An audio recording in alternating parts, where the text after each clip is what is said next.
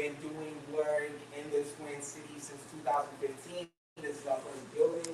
We do work at the crossroads of civic engagement, artistic practice, and community organizing. And this is No Future Without Art. We are going to sit in conversation and ideas and talk about what is the role of the artist in the movement, what have been provocative things poets and sculptors and dancers and visual artists and photographers have said. And I do not do this work alone. I have a phenomenal team.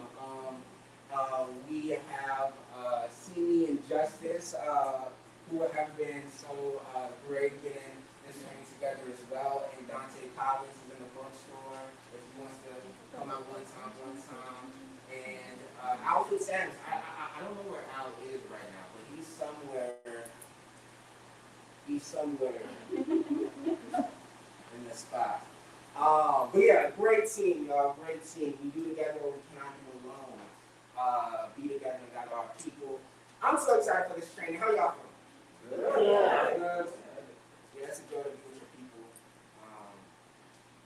a joy to be with your people. So, before we really dive into this training, we have a phenomenal grounding that's going to be facilitated by Imagine Joy, who's going to get us rooted and rooted in our bodies, rooted in our hearts, rooted in our imaginations as we think about shaping better Black futures through art and Black direction. So I'm going to hand it off to Imagine Joy as we sort of circle up and we get grounded and we breathe deeply today together. Yes, indeed. Yes, indeed. Beautiful morning. Black people. Beautiful morning. Beautiful Black morning. Everything in my life is Black because everything's Black. You really know what it's all about. Let's start it here. I think we're going to get up and move for a little bit. We'll start sitting in our seats. The first thing I'm going to invite you to do is just find your feet. Like literally find. What we're doing here.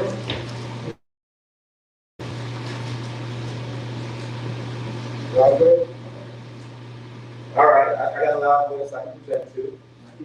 All right, so the first thing I want you to do is find your feet and then find your seats. Maybe that means rocking back and forth a few times. I want you to really feel your sitting bones so that you're sitting on top of them and you feel anchored. The next thing we're going to do is just rub our palms together, create a little bit of heat. And then rub them faster and faster. And then take them over your eyes for a moment. Allowing the eyes to rest. Moving them back towards your back space. Breathing into your back space. Knowing that behind you is a multitude of ancestors wishing you well. Speaking life into your existence. Ancestors that prayed for you to be here. That imagined a space for you to be free. I want you to breathe into that space a little bit. Maybe you want to bend your hips a little bit, nodding down, bowing into yourself.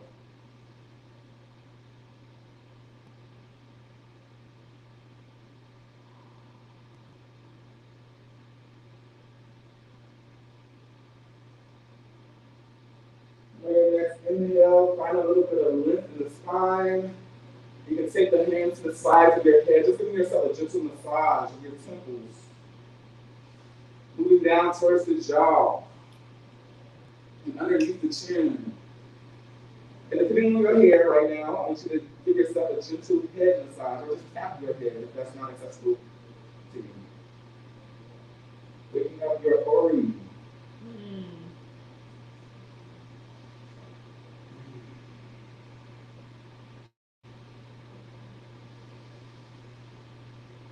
And then I want you to brush yourself down from the top to the bottom 3 times.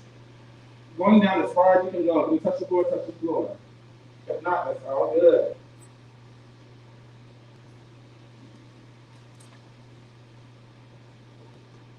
For the 3rd time, I want you to stay hovered over. Again, breathing into your back.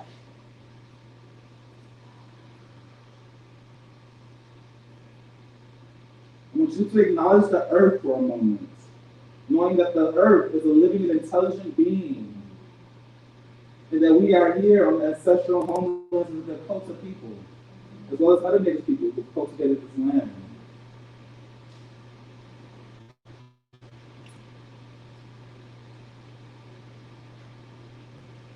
In your own timing, rolling up so that you're sitting straight up one more time. And now, if you would like, you can stand. You can also be sitting down, but I would invite people to stand. Just to find a little bit of movement. You may want to shift over because you got to open your arms up. Excuse me. You don't want to hit somebody like I just did. Excuse me. All right, so 8 times we're going to take our arms up, pressing the palms in towards the center. And then when it gets to the top, we're going to rotate the palms and reach out of your back to grow your spine 8 times. Here we go. And 1, 3, 4, and down. Pressing the energy through the space. Second time. And pressing down. 6, 7, 8. Third time. Maybe seeing the up at the top. And pressing down. Maybe bowing forward as you go down. These are all options. Follow your genius. What does your body feel?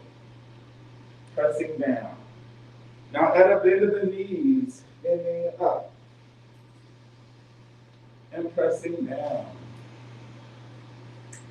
3 more times. Pulling your feet into the floor. Really spreading them. 3rd time.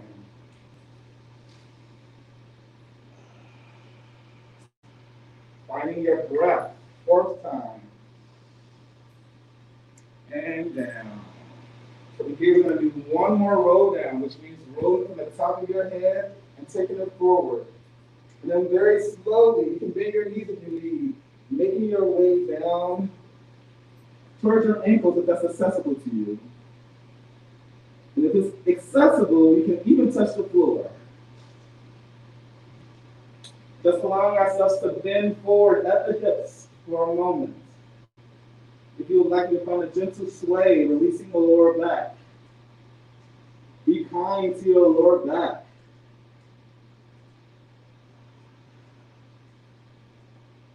And then your next inhale, you're going to roll up, pressing the floor away. You're going to press through the body and find your arms out in a V, opening your heart.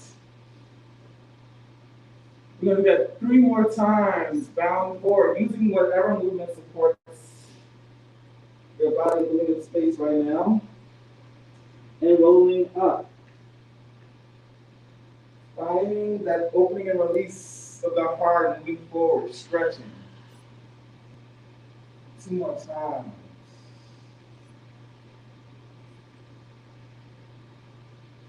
Coming up. 4th time. And coming up. The last thing we're going to do is touch our heart space. Traditionally in yoga, it's the space between your breastbones, but maybe your heart is somewhere else today. Maybe it's in your stomach, maybe it's in your hips. I want you to find your heart space and just give it a gentle rub.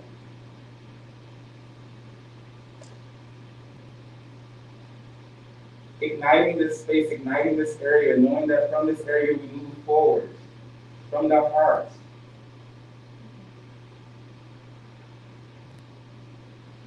Our new Lord tells us that white forefathers tell us, I think, therefore I am. Meanwhile, the black goddess, the poet, she whispers in our dreams, I feel, therefore I can be free. I feel, therefore I can be free. Let that sink into your heart. Let that marinate. Let that move through your body. Let it pour through your pores. Knowing that we have had so many black ancestors that imagined a space where we could be free. How will we move that forward today?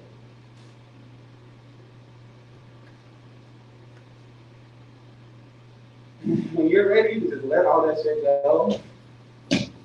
And that's about it.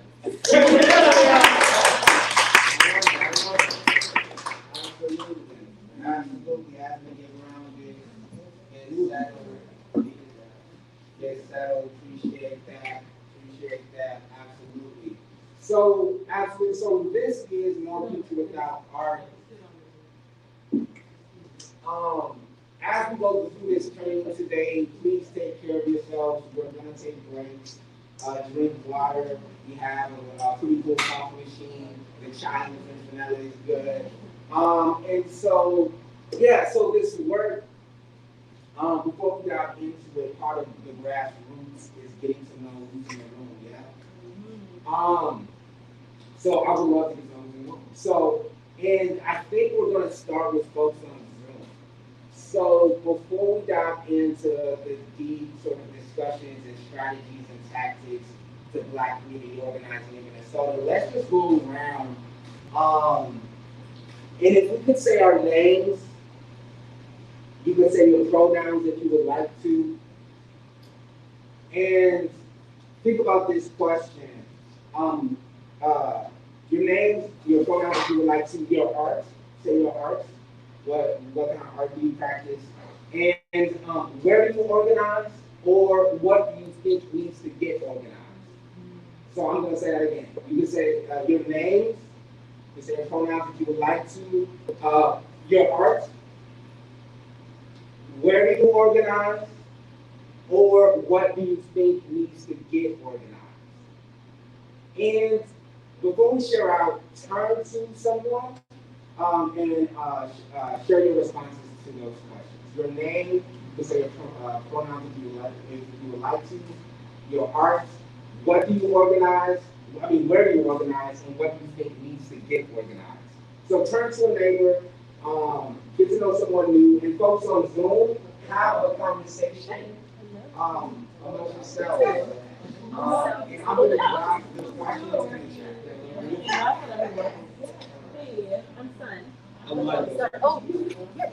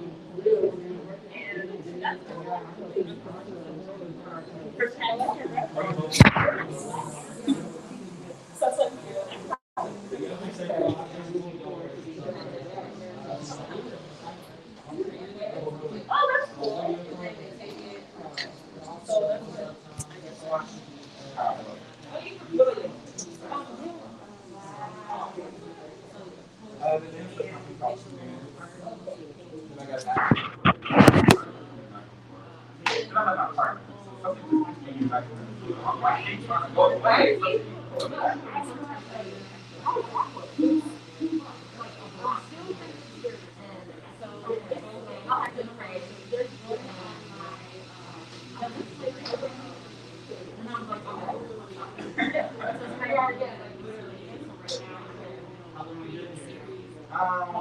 I lived in Sweden for 3 years, and I came back to 2017. Last year, I don't think I was 6 months out of the and I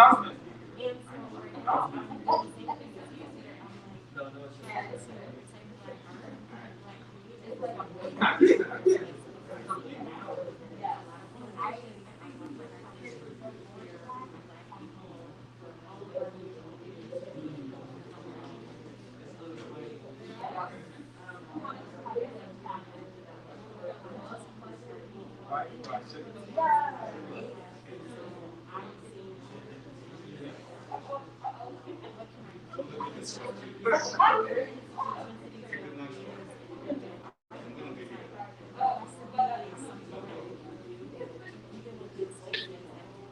I believe I was back around lunch. Not just to eat, but just to be a okay.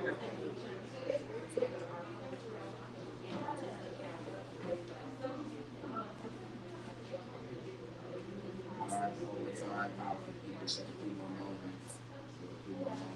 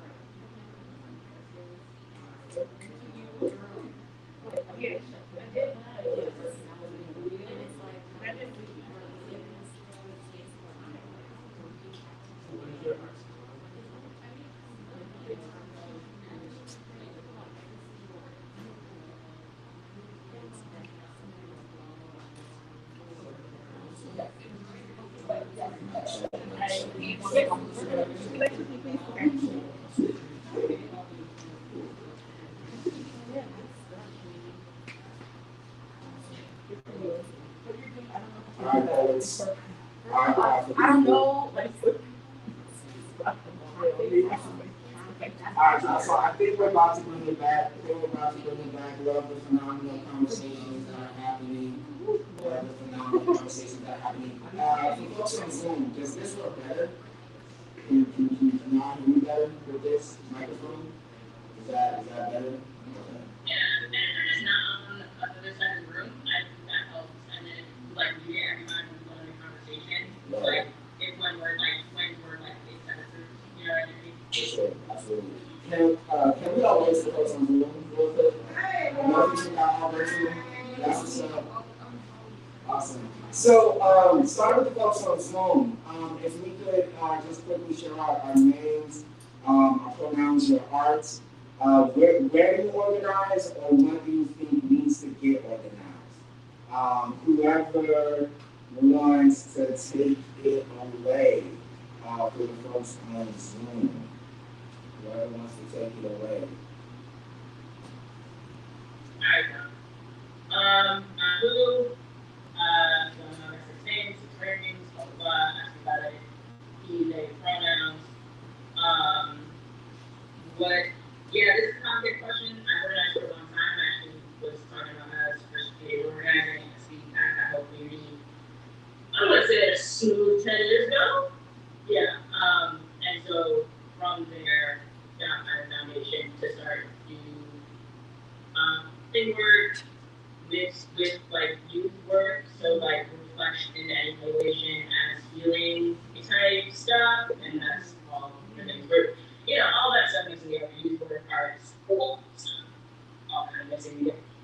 So I don't organize anywhere anymore because patriarchy is the short version. What needs to be organized is the healing and healing is the basic needs. I don't think we can heal without art, and so I think that covers. Like if we start there, I feel like we really get somewhere. And you parents, so that's for me that movement as in dance with music, beat making, production, with editing, novel type joints, screenplay type joints. Yeah, I think that's it. Thank you. Novel type joints, screenplay type joints, that's stuff. Beautiful. Folks on Zoom, you want us on Zoom, who wants to take a look?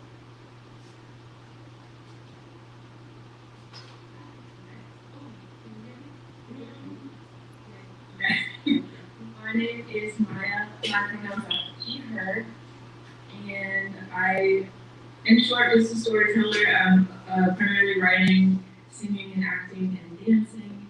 And I also really care about comedy and like the healing work that just like laughing can do. I love that so much. I like having fun. And as for organizing, fairly new to organizing. I'm just like excited to learn more about how to bring myself to that and to this specific community in Minneapolis. But last summer I worked with a nonprofit called EAI called Emerging Artists Initiative, and we raised money for artists of color and trans artists who were displaced due to COVID, and raised money. And we also had a newsletter that sent out people's art every month and just tried to make people feel more heard, which is something that I really love about organizing, is like starting really young, because I think once your voice is taken from you, it does such a number on your identity and the way that you walk through the world. And I just think it's good to start with healing and joy really, really soon. Absolutely, appreciate that. Absolutely. Anyone else want to take it away? What up, everybody? My name is Les Matisse. My pronouns are he and his. To be honest with you, I'm super brand new to organizing. To be honest with you, I really want to learn. I'm really happy to be in this space provided by Untitled Arts. Another reason why I'm here is because I really just love attending events put on by Untitled Arts. So again, I'm just really interested to learn, to immerse myself in this opportunity, and yeah, to do that. Thank you so much. Absolutely appreciate that. That's a phenomenal artist, so it's good to have you here. Anyone else want to take it away for folks on Zoom? Before we pass the larger group, anyone else want to take it away for folks on Zoom? Alright.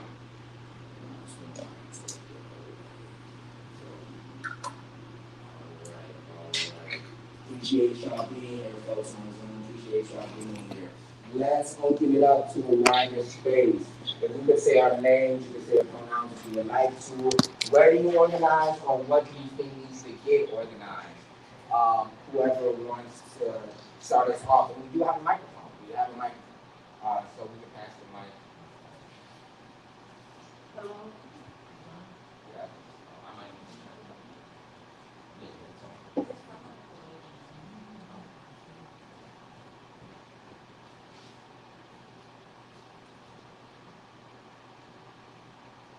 Yes. Hello, my name is Del Caesar, you can call me Del, and I am new to organizing, and it's my goal to work with children, young teens, in language arts, and having our youth use their voice to express what's going on with them in the world, and use it in an artistic fashion. And to give them something to do besides being on the streets and things. And also there's a artistic element as well. Blackness. She, her is my pronoun. And I'm the multimedia designer and artist. going to work with you. Thank you. Appreciate it. Appreciate you, man. Hi, my name is Myra Olin-Foote. I'm an abstract artist. My company is Abstract Purple Draft Corporation. I do custom abstract art. And I am also new to organizing because I have just been recently tapped into teaching. So I think it's very important that I share everything that I'm taught, everything that I'm coming across to share with others, because there are artists that, people that are entrepreneurs that don't know how to start, and some people are so busy that they don't have the time to share with them. Well, I'm one little person that have time to share with you. And also, as I'm learning to do my work as an artist, as far as selling my artwork, I also want to share that, everything that I'm taught. And I think that's very important as artists, whether you're a painter or a sculptor or a literal a poet or a dancer, you need to know your work and know uh, how to sell yourself. So everything that I'm being taught, I'm sharing that with others. And I go by her. If I can put queen in there, I go by queen. So, thank you very much.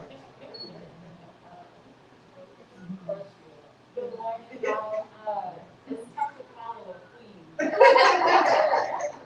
I'm Shakira, and I she has come on, and I'm primarily a choir conductor, but I also sing, and I've been a music, like a choir teacher for a good part of my life, and I think for me, that's probably it. I don't know if you can call it organizing, but I feel like exactly, working with youth, that's all of the above that happens in my classroom. But I'm also interested in just kind of getting linked with community-based organizing and arts and that. Thank you. Hi, my name is Simone, and I make handmade embroidery. I can show you guys a picture of it. But I'm new to organizing and honestly using a little bit of all the inspiration. Oh, my brother's actually. My name is Michael. My pronouns is him. I'm in my second year of organizing. I'm an organizing team of an event called Solidarity Street Gallery at East St. Paul. We were in our first year last year. Just came as an idea in the wake of everything that went on last year in the spring. So our first theme was solidarity and justice, centered around what happened. This year's theme is Indigenous sovereignty, environmental justice. Putting Native American voices at the center of the discussion. I'm from East St. Paul. That's Dave's Bluff is an area where some of the first Native settlers were in Minnesota. So I think it's important to bring that back around. And also get some community organizing back in, connect community through art. It is the hood. A lot of hoods are changing everywhere. We have the street called Clay Avenue. So that's the space where I moved through. And I went to go see one of my OGs one time. I was like, hey, I'm going to Clay Avenue. He's like, what, are you crazy? That's a place I never really want to go to. I said, no, it's an art gallery. It's an art event. He's like, oh, that's cool. I remember back in my day, people used to major around, do a lot of art things like that. So when he said that made me think, I'm doing the right thing in the right place. Trying to bring art back to the community, change the narrative about these spaces to make it safe for these future generations. Thank you.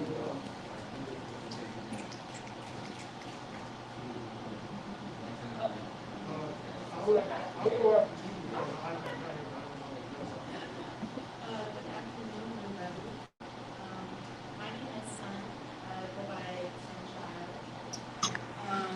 I'm educator, master I kind of teach a lot about self-concept theory, theory, and social justice education concept. And as an artist, I'm actually do burlesque, and I'm also a slow artist. So that's my kind of media is dance. And where I'm organized currently, I'm organizing in my church actually. We're putting together like a organization of Black and brown artists who want a safe space because I'm really tired of people just talking Black and brown art. So I'm trying to create like a space of just like protection of, you know, being you can be in the space, be who you are, and just kind of protect your art. And so that's kind of where I'm organizing right now, and but I'm really excited to figure out places to like organize and learn more here. So yeah. So we're saying our names, we say pronouns we would like to, your art, and where do you organize, or what do you think you each to give for? Yes, my name is SB. I'm really like sports or something. And our art actually is, our art is coach. I really love spoken word. I really love the art of storytelling, the art of conversation. That's what I'm really into. I don't really have an organization that I'm part of yet. That's kind of why I'm here. And I do go to my local church. But what I really would like to organize is a treatment facility for individuals in the city that they don't cause them to turn to alcohol, drugs, or anything that may have but they help them numb their pain and get them into a better mental state. Maybe the art of philosophy, teaching a better philosophy rather than more.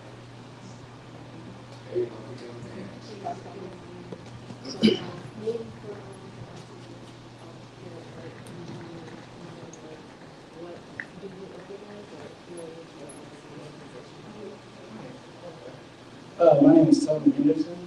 I'm a business consultant in town. I work with a lot of artists here in town, helping them sell and realizing that they can sell their art. I really came based off of interest of the organization that invited me. I'm really interested to see what this organization is about and to help in any way possible with the organization growing. So I would love to talk with the people that are hosting and putting this on too after. Nice to meet you. Nice to meet you. My name is Phil. So I'm really interested. As far as Minneapolis, I'm from Houston, Texas. And when I first got here, no, he's showing me. But yeah, I'm really excited to get into the community here because there's not a lot here for people that look like us.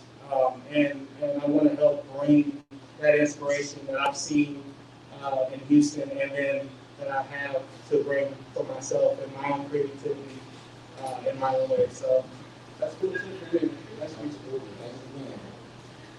Hello everyone, my name is Laura. My pronouns are she, her, hers. I go by Laura the Creative on Instagram. And I mostly kind of dabble in spoken word and the visual arts, so painting through acrylic and charcoal in particular.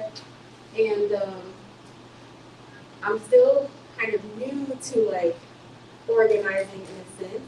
I'm kind of on the journey right now. However, I do have experience organizing not through art, but in mostly corporate spaces. And so I want to kind of combine the intersectionality and protect the art of Black creatives in corporate spaces. We see a lot of corporations really wanted to tap into that, and we're showing up in lots of advertisements, etc. But I keep asking myself, like, how is our cultural and artistic capital being protected? And how do we actually get the credit for the work that we're doing and kind of the rights and ownership to the stuff that we put out there? So it's really important for me to elevate those the gifts that our ancestors gave us to continue to do and thrive and live the way that they've always wanted us to live freely. So. Absolutely.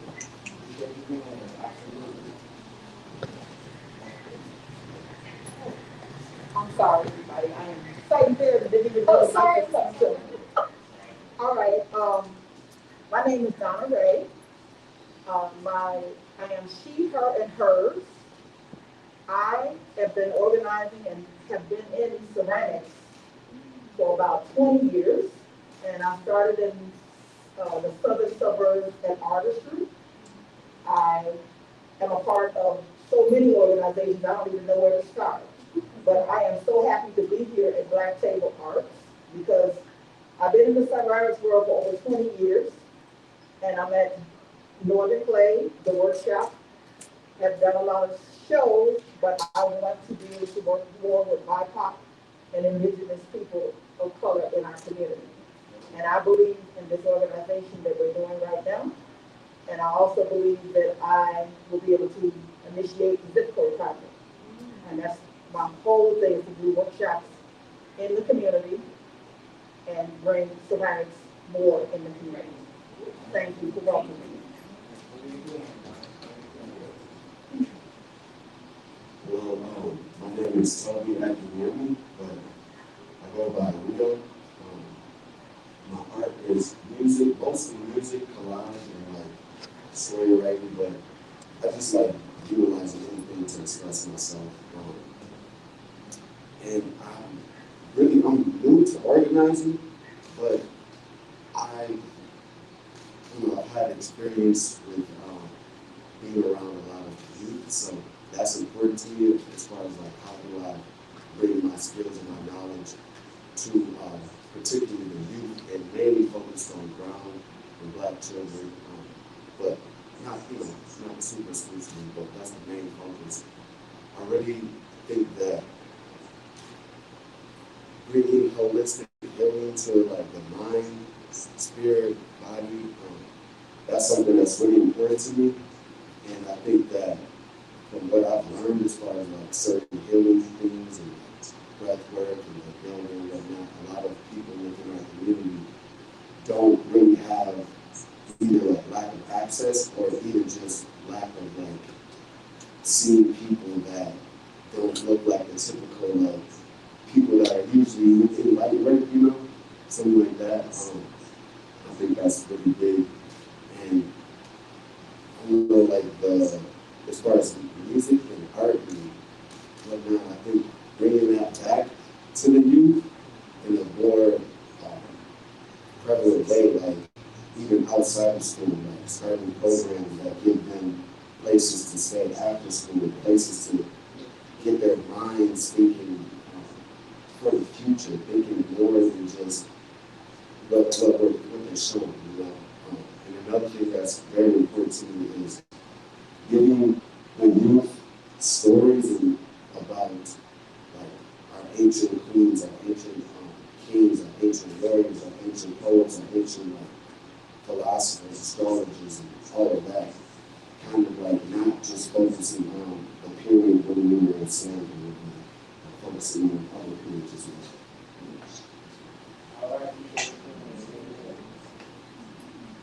Hello, my name is Felicia C. My pronouns are she, her. My medium that I use for my art is as a writing. And I'm exploring more ways to express myself with visual art. I'm a psychotherapist, and so how I organize is by providing sliding scale, accessible mental health service to BIPOC people. But not everybody feels that that's one pathway to healing, and there's so many other ways, especially the arts. And so when you talk about where's the next place or what do we need to do more organizing around, more ways to provide healing opportunities for Black people that go in addition to sitting in a psychotherapist chair or couch, but drumming, dance, music, other visual arts, writing, all of those are healing modalities. And to be more intentional about the healing capacity of art and to bring people together, to move through, to transcend historical trauma and individual trauma.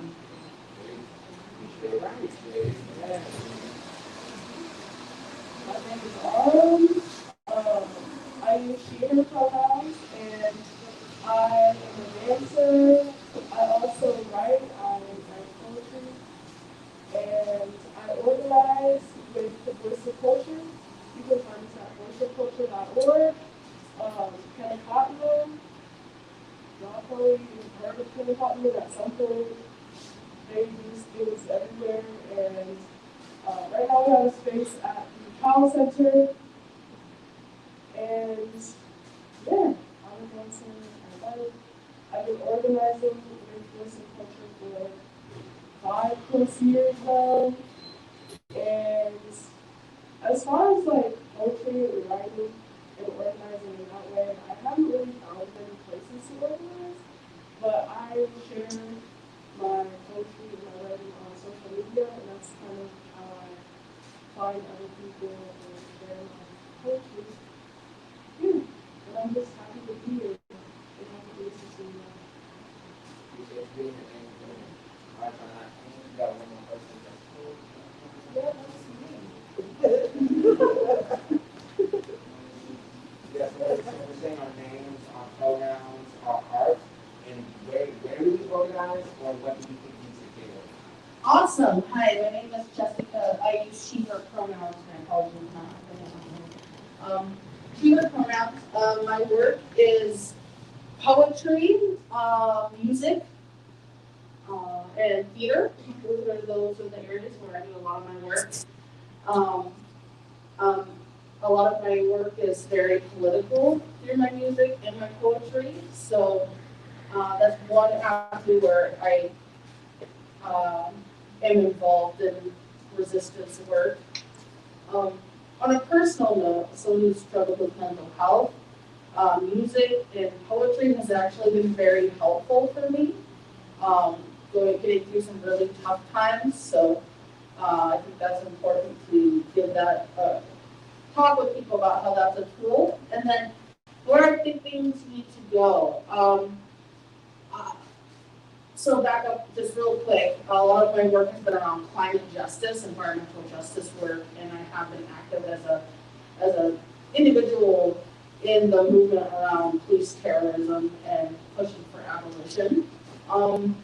The kind of work we need to do, we have warriors that are out there on the front lines, and I think what I really like to do is to combine music and art in a way to create a culture of resistance, and as well as materially support the frontline resistance. So the example would be putting on a show for poets and musicians that raise funds so people can buy the material things that they need to continue fighting, right? And so that real concrete aspect of like creating culture of resistance and then funding the front lines is really important for me. And I'm really excited to be here with all of you today. Absolutely, funding the front lines. Yes, thank you all for checking in. I love seeing who's in the room and who's with us as we do this work. So we're about to dive into some work. And to get that started, I would love if we could just gather in groups of 3 real quick one time. And for folks on Zoom, it's going to be the other folks on Zoom. But if folks in the space, if we could just squad up in groups of 3, that would be awesome. Groups of 3 real quick, one time, find your people, whoever that is, groups of 3, absolutely. Find your folks, groups of 3.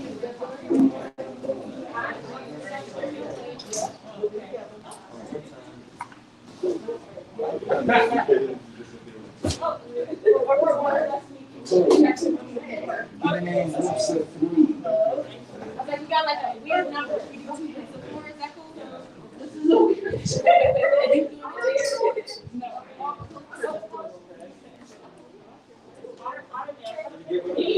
Right there.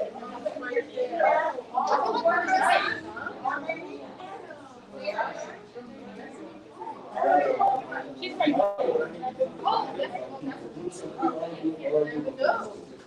I'm not that math.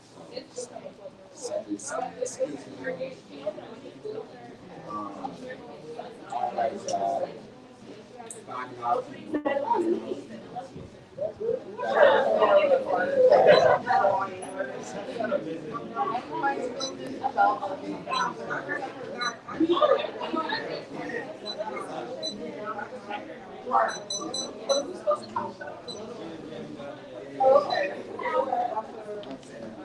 All right, y'all. I'm glad folks found their people in groups of three, yes indeed, yes indeed. If one person in the group could come pick up giant notepad, that'd be awesome. One person in the group could come pick up a giant notepad, that'd be great. Giant notepad for the group. Yes.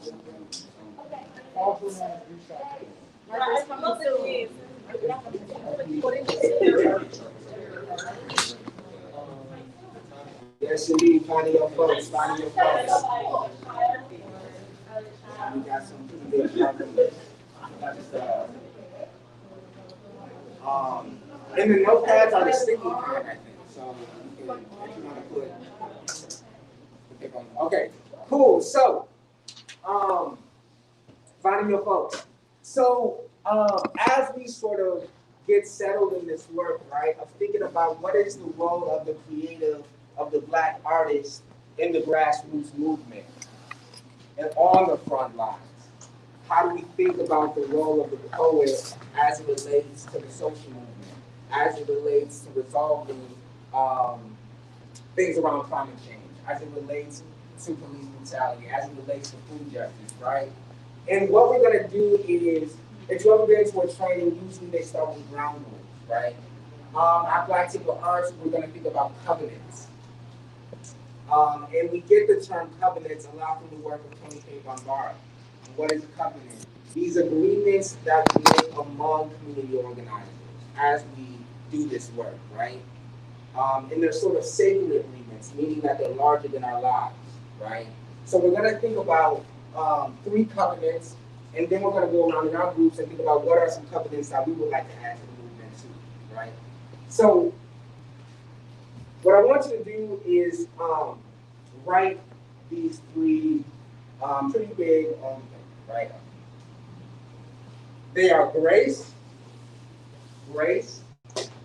And when I think about grace in social movement work, we're thinking about the withholding of judgment, right? And folks on Zoom, feel free to write this on your own paper. Feel free to write this on your own paper. So grace, that is the withholding of judgment.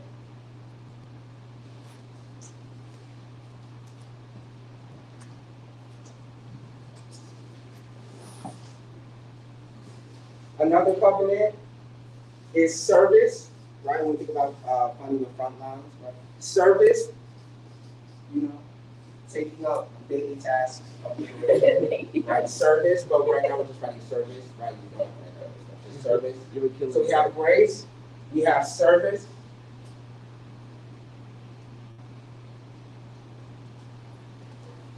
And we have the Black Liberal Arts Co-op. So cooperation. That is simply taking care of one another through channels of mutual aid and the like, right?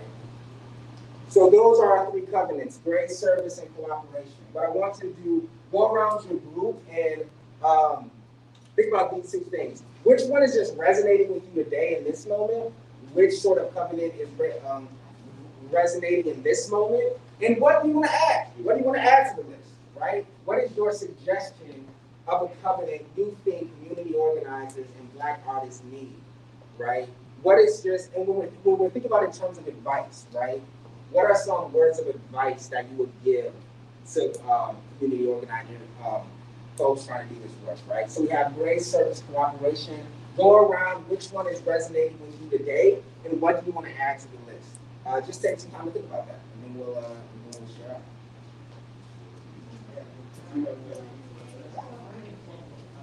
I really like the cooperation, because this is a co-op space, you know, and I really think building up our own, as much as we can under capitalism, building up like our own spaces that are by and for us and funded by us in a collective manner is really important. That's why I think this space is super cool, because it's like it's a co-op. So understanding business and the market. So I put in the chat the different and the things we put in place. Appreciate that. I guess how to start for me. Grace is very much resonating with me right now, especially in the wake of the shop outbreak, especially in the wake of Service to the community, service to ourselves, but it's just another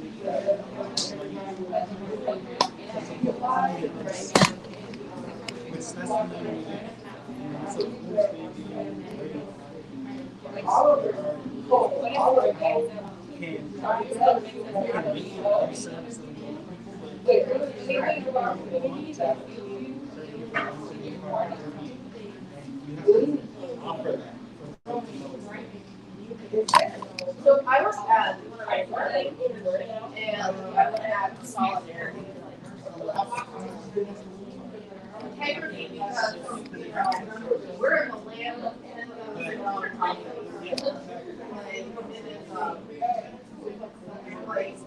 it's a very hard thing to let yourself like save our world.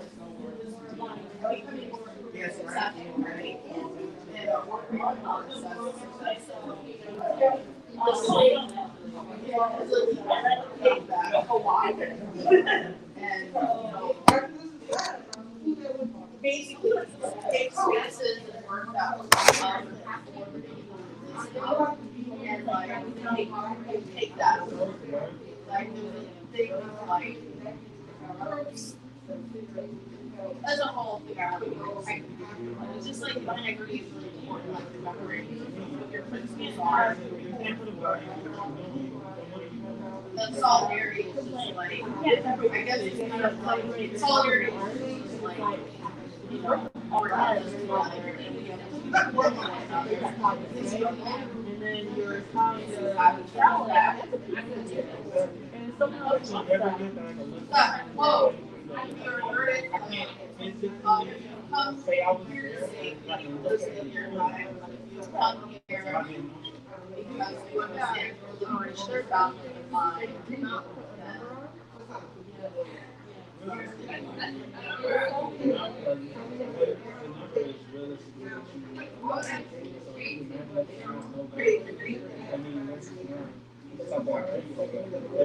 This is something that I'm either putting in place for to be seen,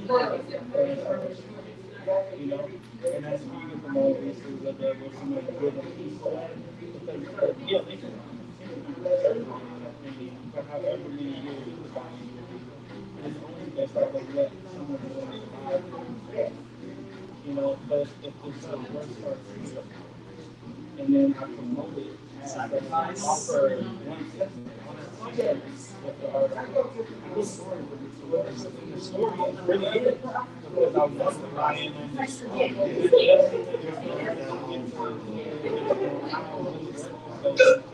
We see the beginning of mid processing in the end, and then a lot of people don't try to do inspiration. But now it's more of a song, it's more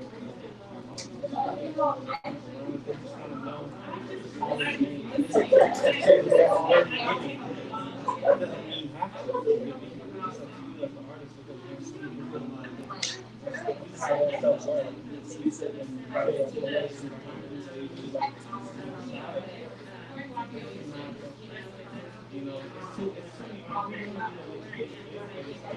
Building any small business, right? Of people that really love your style. And one thing that the only way you do that is entertaining positive people on social media accounts. Some of the people I was trying to hear what the is. And you were talking about what yours are. And All right, y'all, take a few more moments to.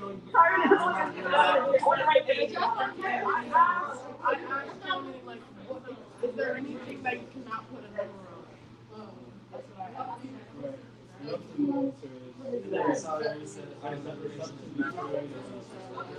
Yeah. Like, it's energy exchange and like money. I'm gonna write down what that was. I'm just trying to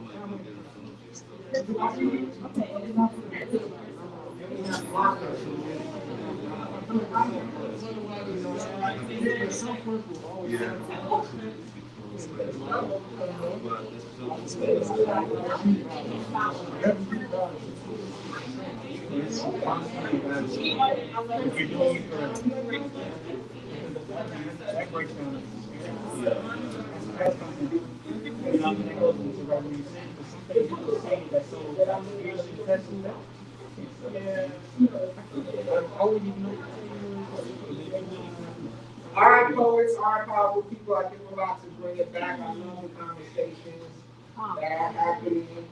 I love the conversations that are happening. So we're talking about covenants.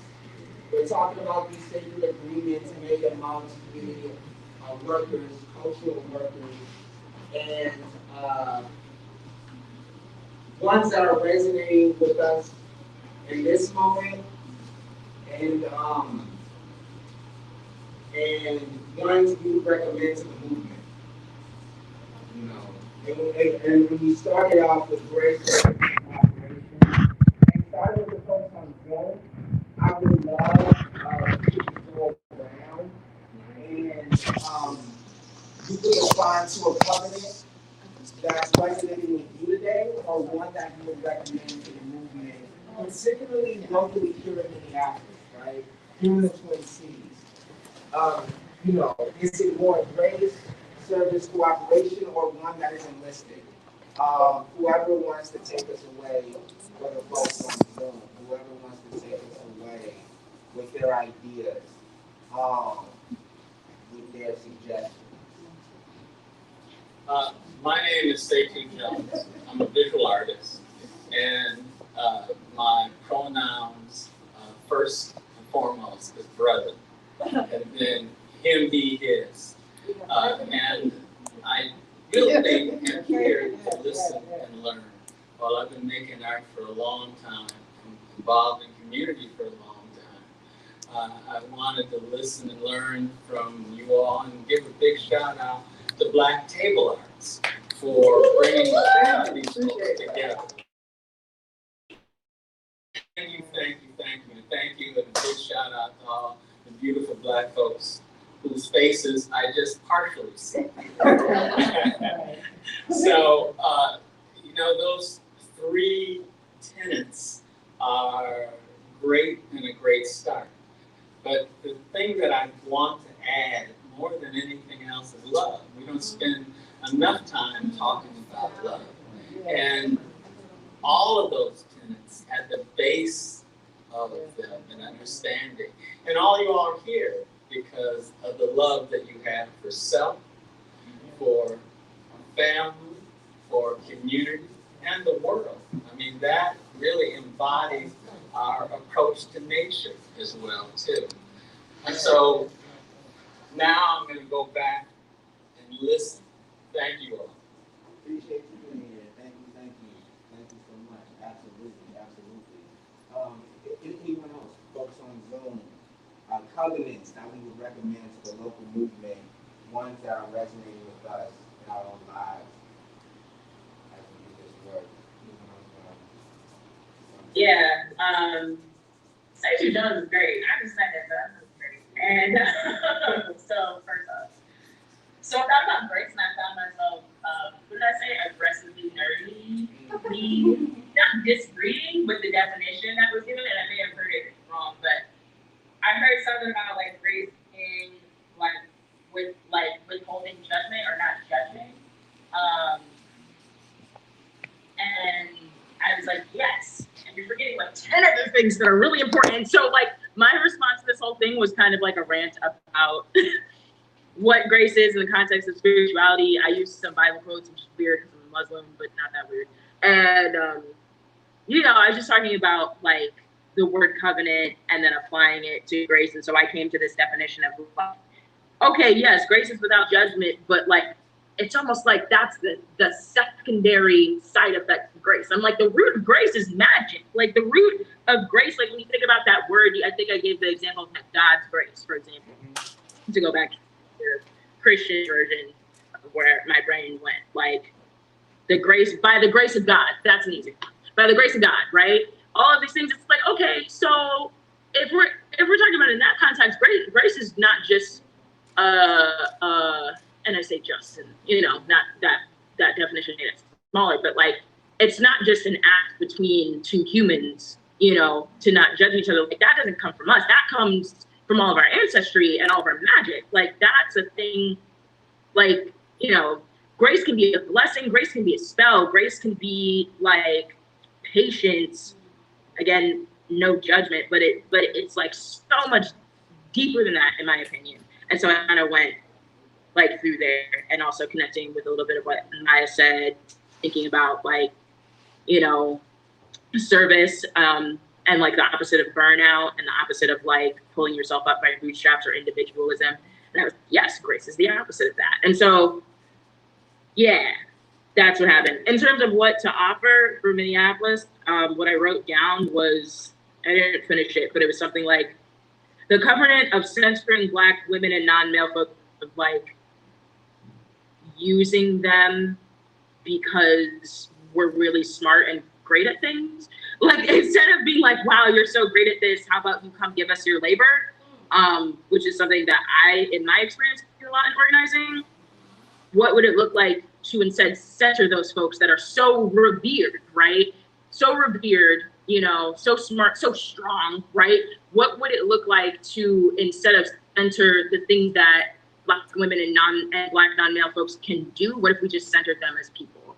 And I think that can help a lot of places, but specifically in Twin Cities organizing, specifically Minneapolis. Appreciate your opinion. Absolutely. Appreciate that. Anyone else on Zoom want to check in? Covenants that are resonating and covenants we want to suggest to the local movement here in the Twin Cities. Folks on Zoom, anyone else want to check in one time? Anyone else before we? All right, y'all. Beautiful. Let's open it up to the folks in the space. Things that came up in the small groups, covenants that resonated, ones that we would recommend. And the microphone's over there.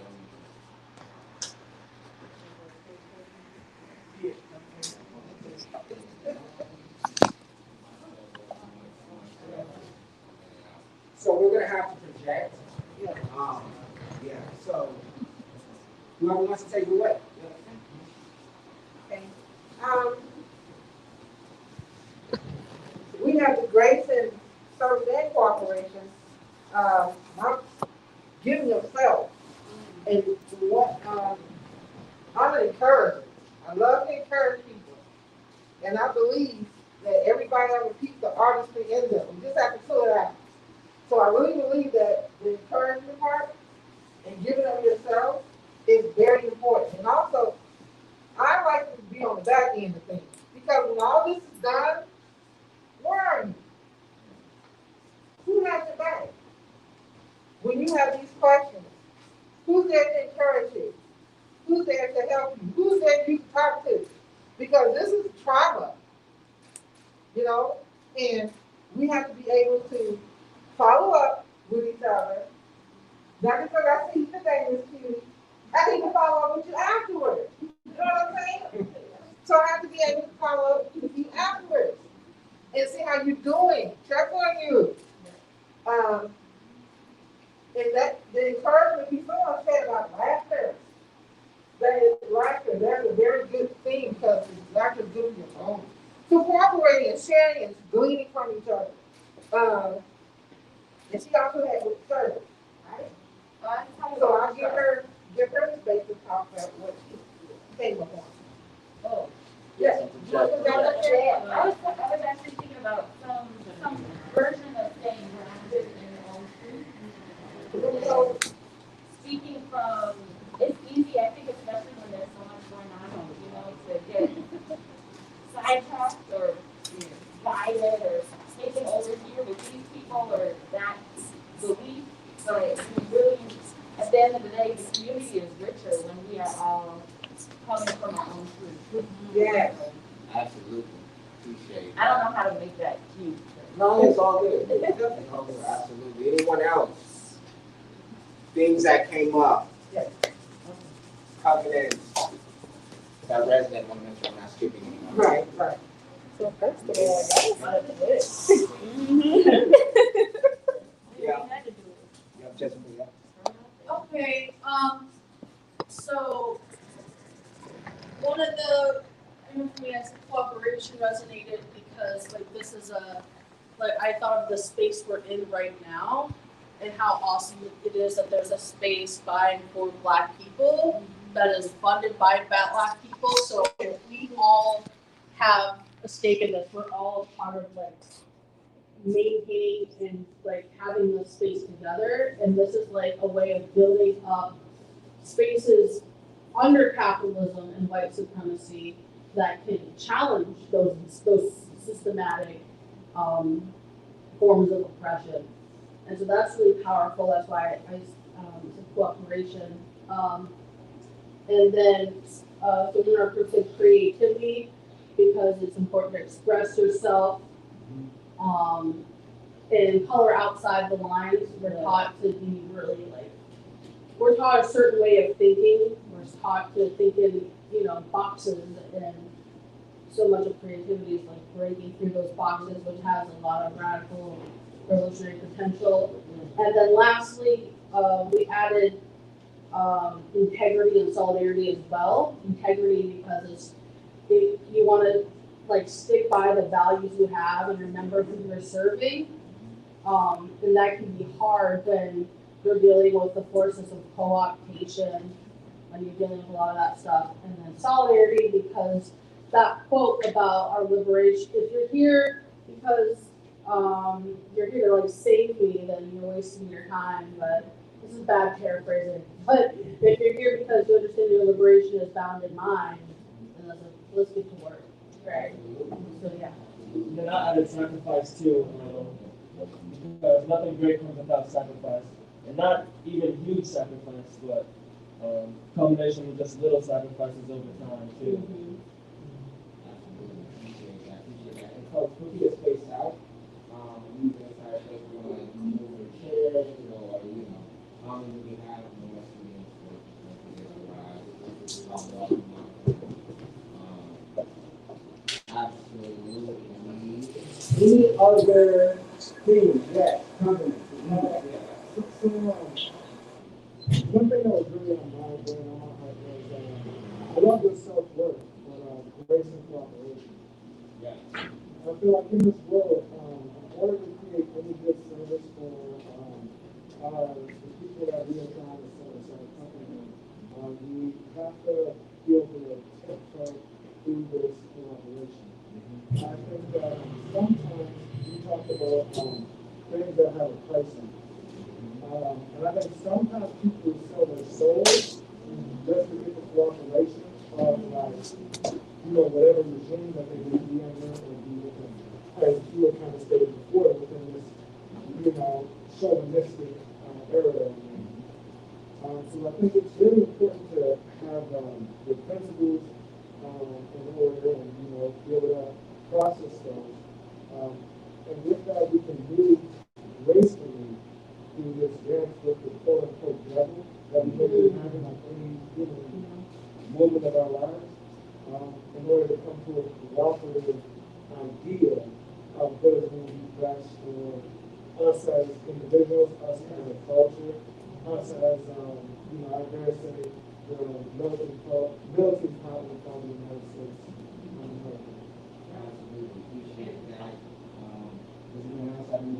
Also, to add on to that, as an artist, I think that we all need, including myself, like we have to like kind of come to grips with the healing around money. In that meaning that art is an energy exchange. So if you're putting 80 hours into something, you have to ask yourself, in principle, how much of those 80 hours can I pay myself? I mean, you know what I'm saying? So like, I feel like when we're talking about like money and stuff like that, like it's just inevitable. Like money is like part of our society. So it's like, how can we change our relationship as an artist with our energy exchange? That's all it is. So that's what I'm kind of thinking about, and that comes with principle. It's like knowing that don't be your, don't sell your soul if your principle is not to sell your soul. so that's I think we have really like pretty much the main things here. So yeah, really great conversation.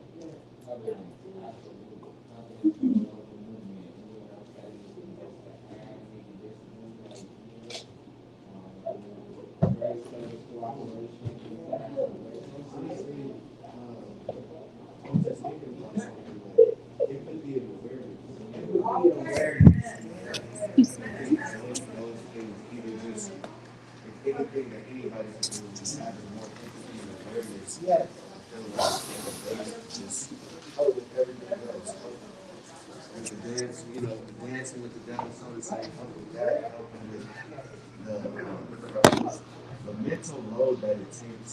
I feel like artists and people that are just trying to do something because of money and competition, when you get into the market, quote unquote, all that stuff can bombard you and kind of take you off the path and kind of take you away from your principles and understanding of certain things. So I think those two things, and then building upon with cooperation, I feel like is very, very. It's one of the bigger things.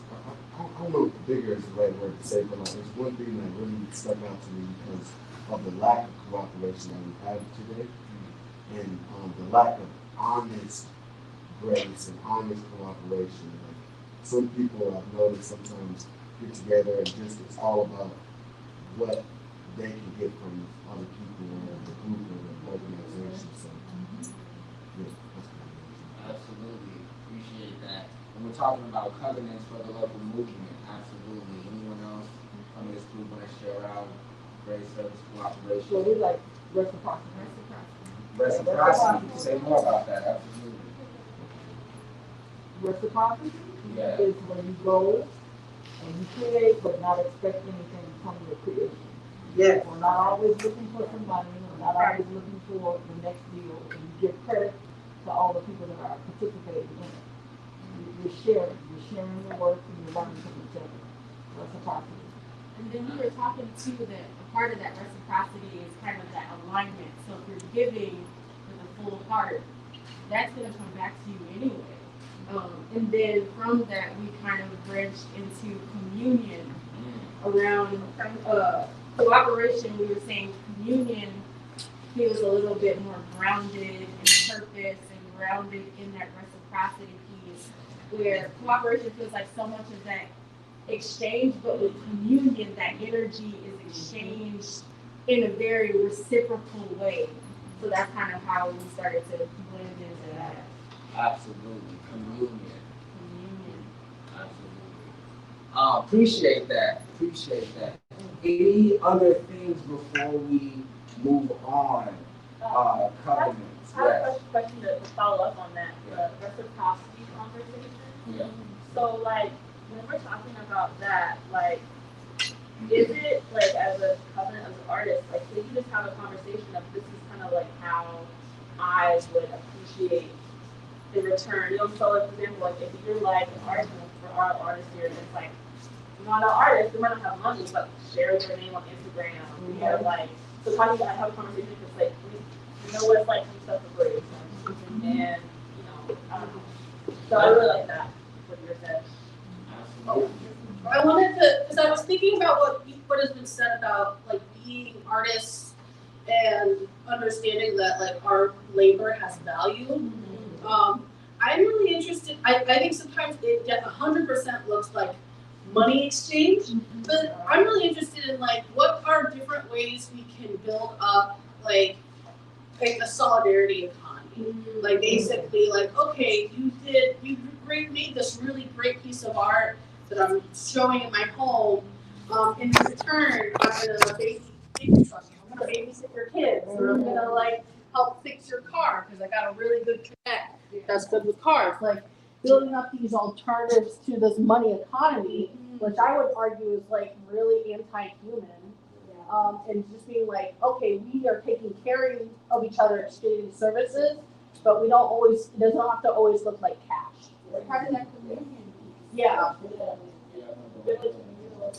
Yeah. I'm glad you are saying that because, you know, I actually did what a part of it. And then sometimes, as we all expend our energy and our art, whether it's paint or anything else, sometimes it's priceless. How you gonna price on that? Okay?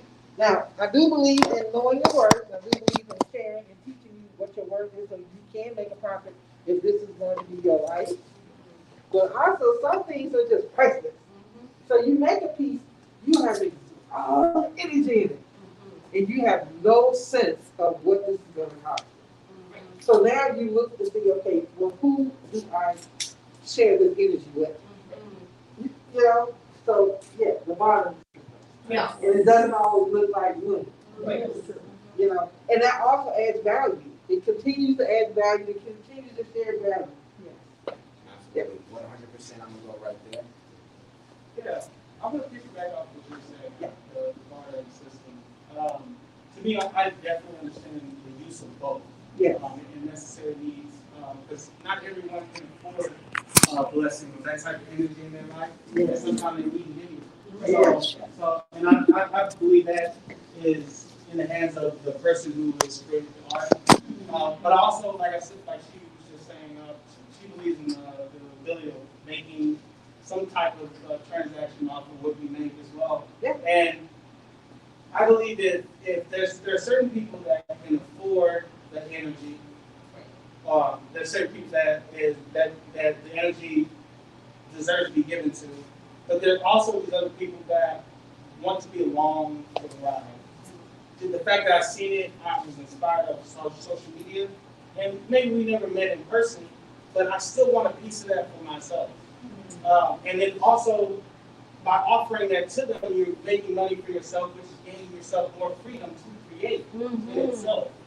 And if let's say you use a small portion of that money for people who want to be a part of the experience, and put that to something that you care about, homeless, you know, like books and stuff for kids in areas that we can't get reach to, artworks, art supplies for areas that we want to inspire. So it's like, to me, it's a beautiful dance of, yes, I made this and I know who I want to give my energy to, and making that decision, yeah, I can barter with this for something more. If it's social media recognition or it's an opportunity to be in someone's face, you know, to show your art. You know, and so it's just about pick and choose. I think it's a beautiful balance of both. Yeah. Appreciate it. I'm gonna go right here. When we're talking about energy and money too, I feel like health and happiness are natural forms of currency. How they say health is wealth.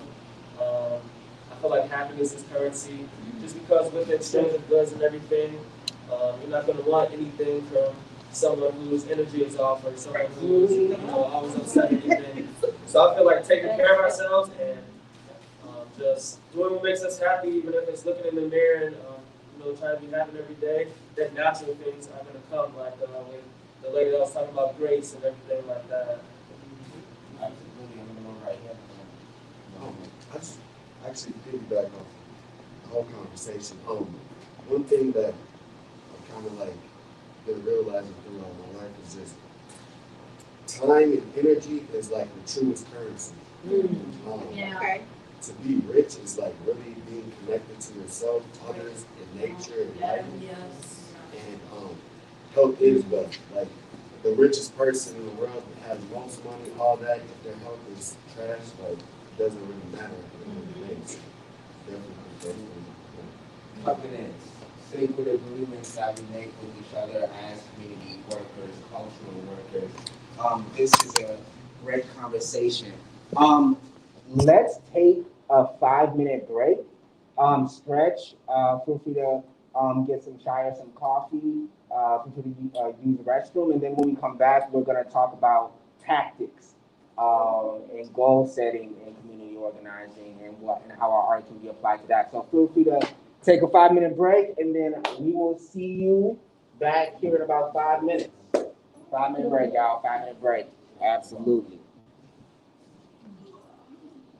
Appreciate this conversation.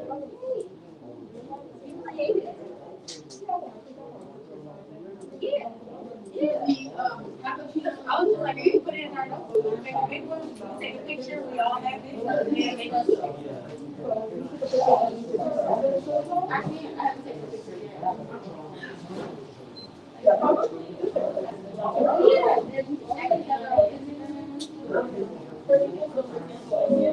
You two come together? Oh, okay.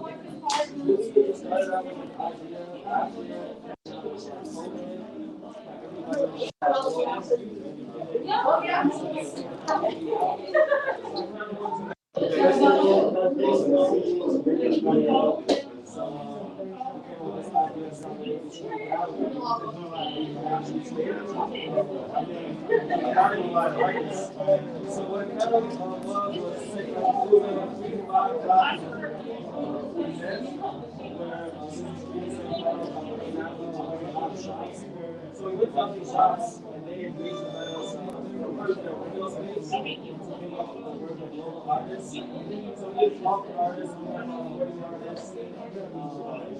And just because we call it so we want to pick our artists out and people out outside.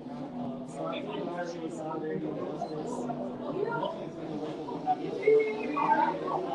have like sacred boards and more like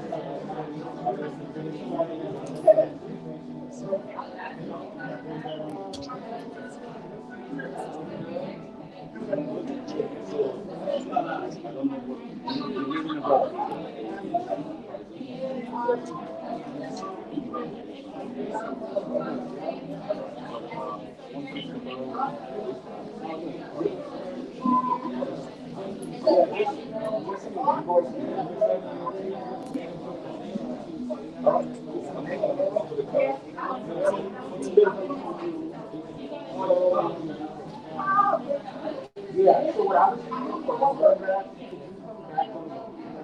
you come back and head out. Now the channel is organizing, but the channel is beautiful. Or if you want to do the channel, So would you because I had sick today. so, yeah. Because otherwise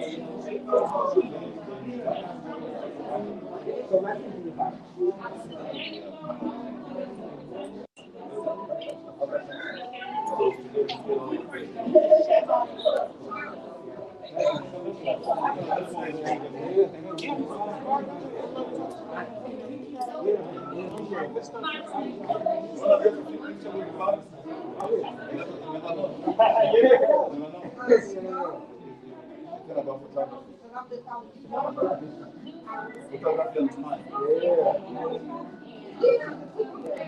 Yeah, and just like you were saying, it's true. Time is a huge factor. Time is the master. Take my number down. It's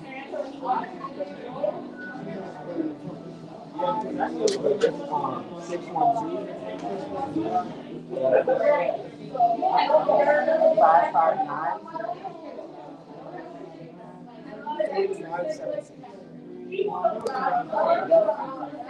My name's Tom.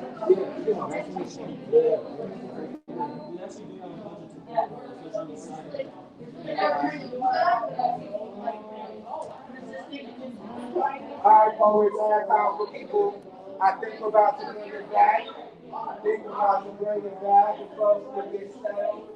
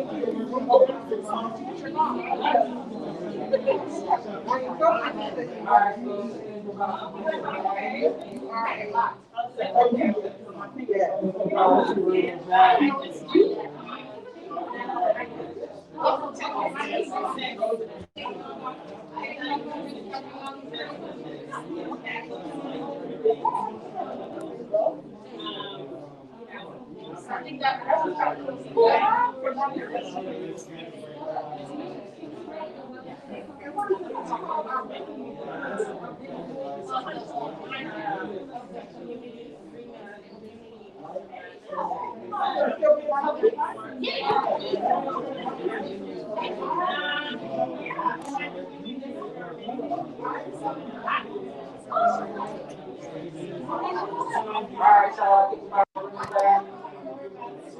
Think about bringing it back.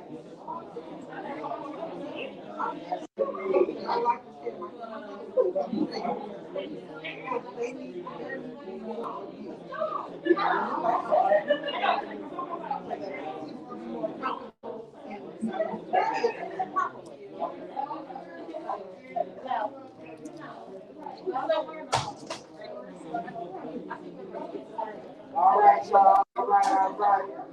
Great conversations happening. Great conversations happening.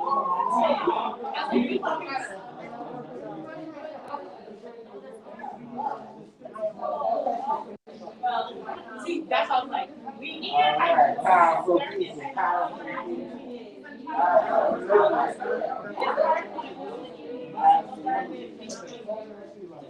Cool. All right.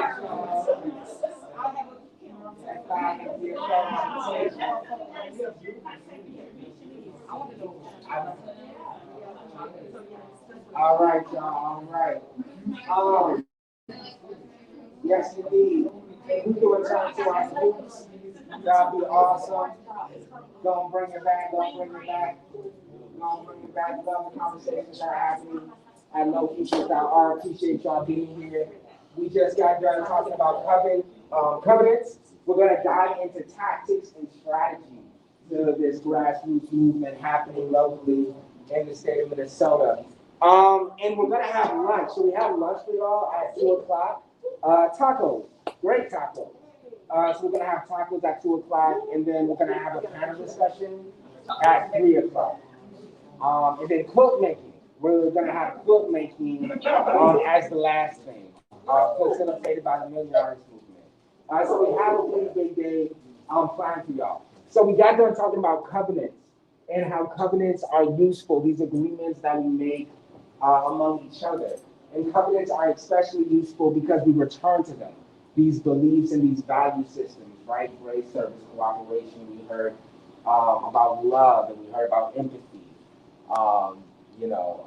The barter system, right? These points of agreement that we make. And to dive into tactics, I want to play an audio clip of a speech that was given a few weeks ago during the uprising.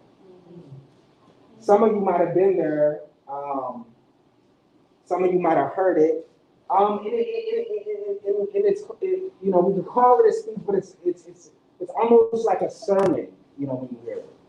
But anyway, what I want us to do is just listen to this audio clip of this speech and write down anything that sticks out to you, right?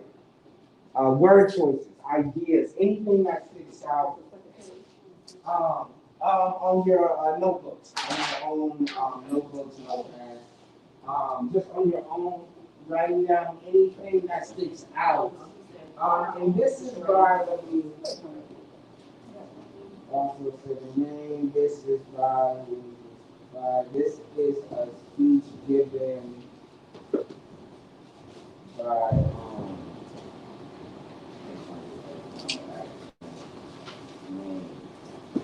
but it was given a few days ago. I want us to write down anything that sticks out, anything that resonates.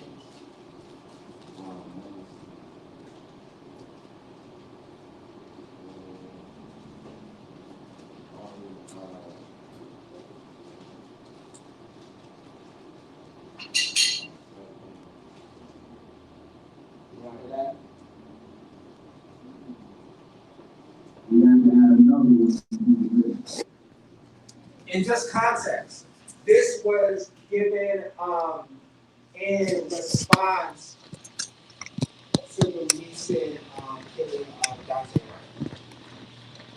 folks gathering in Wilkins Center. So we're listening and we're writing down anything that sticks out to us. This is by Reverend Dwayne Davis. You folks know? No. Dwayne Davis? Okay. We had to add another one to the list.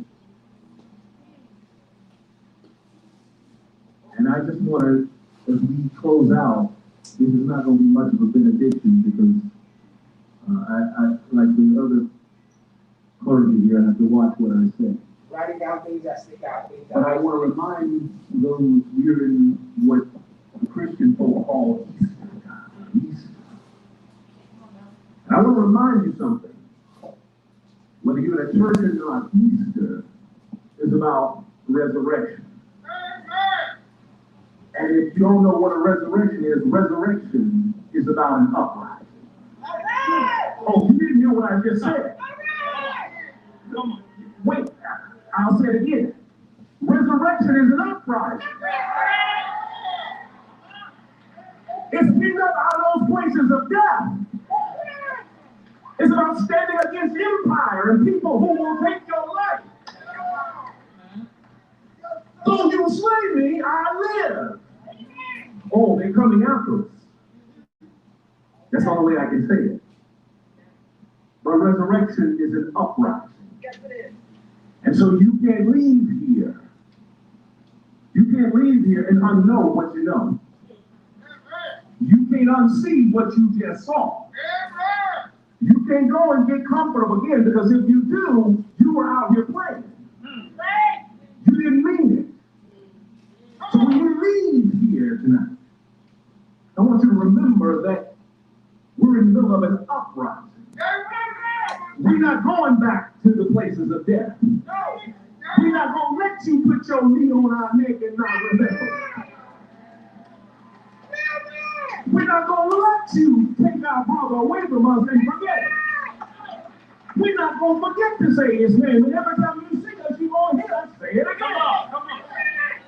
It's an uprising. Oh, you know what they're going to say. The preacher telling the people to cut up. No, I'm telling the people to get up.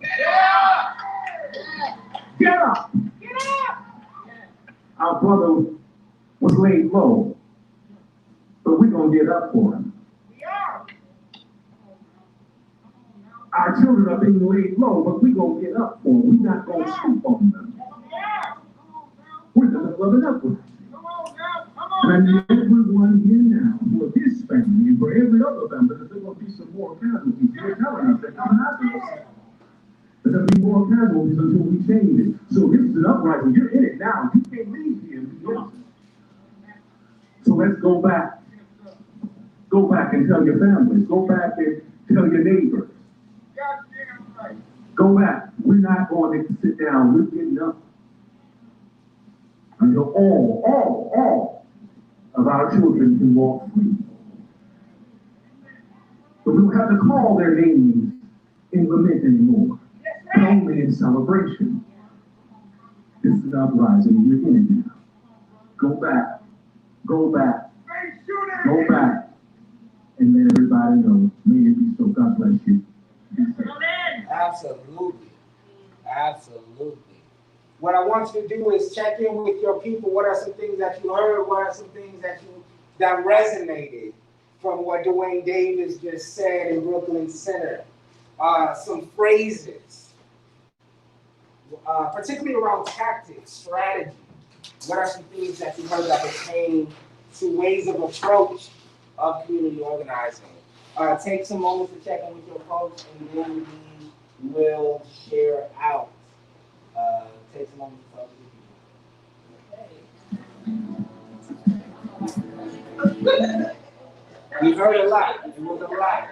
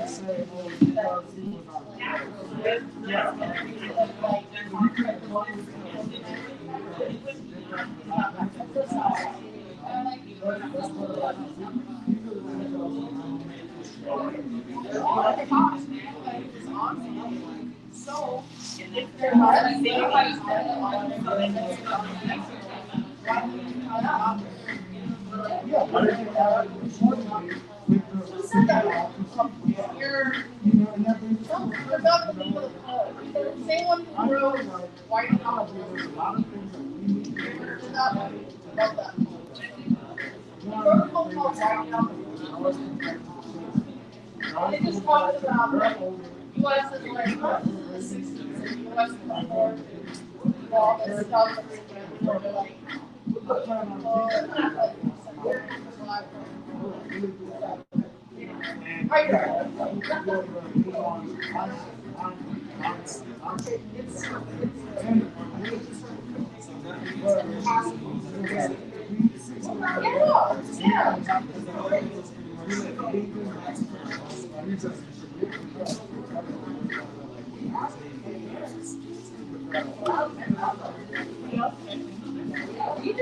I was thinking like I wrote down the same I think you guys have Senko means, but Senko is like the actual problem. It's like it's an anchor. It's like go back and get it. It's Senko. The sign of Senko is a bird. You can't really draw it. I can't draw it. I can. Look for it bird. So look for it. I think it's like a sign of Senko is a bird and it has an egg in its mouth. I got a comment first. After the George Floyd verdict, he's talking about and he wasn't allowed to go back to prison. And I thought really good talk about that. And I have to take a step back right now.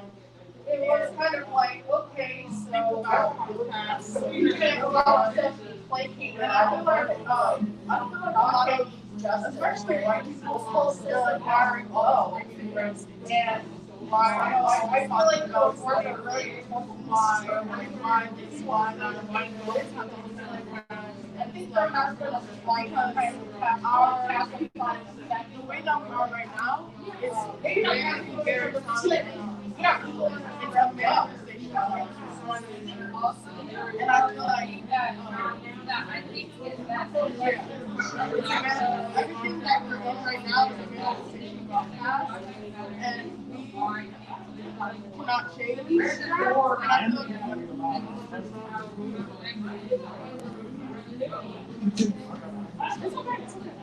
but yeah. And I feel like alright, y'all, alright, folks,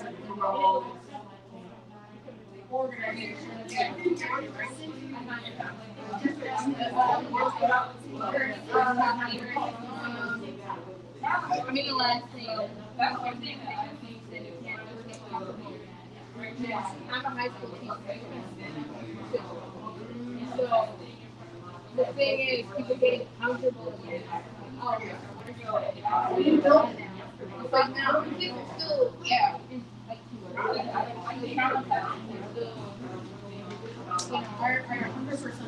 they're still processing. And I think so that was not like hierarchical. I think it's just like I can agree there's a sense of directionlessness, like you said, and just like for me, I think the answer is like building up mutual aid, like learning to supporting each other. When it comes to police abolition, that means like community defense. Yeah, or components to the by the community. For the community, don't work with the cops. Is a big one. I had some come up because they hate the cops. And they pass the part as just like the cops. And that's not good either. Right? So, history is yeah, and oh my god, this like how later people want to work.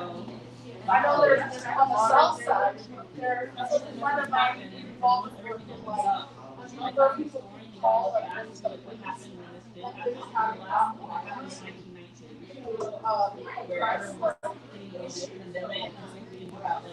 and that's exciting to hear.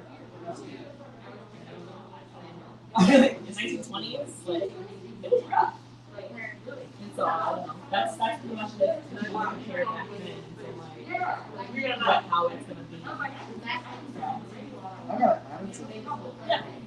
I was like, I think I was looking at like the place something. I was reading something. And it's talking about the price of wood. And I brought up the last time the price of wood was like this particular place. There was like this section or something.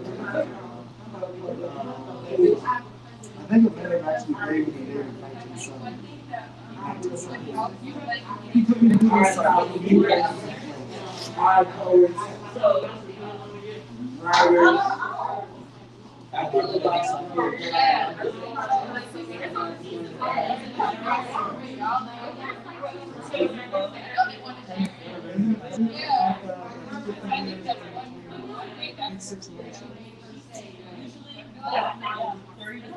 Our poets, our complicated.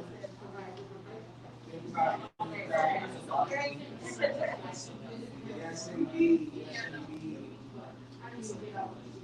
Talking about tactics and approach. We just heard a sermon by William Davis in Brooklyn Center in the context of Dante Wright. Starting with the folks on Zoom, actually, what are some things that you all heard from Dwayne Davis in Brooklyn Center that resonated? We heard a lot. We heard a lot. Resurrection is an uprising. What are some things that resonated with y'all that just stuck out? Whoever wants to take it away.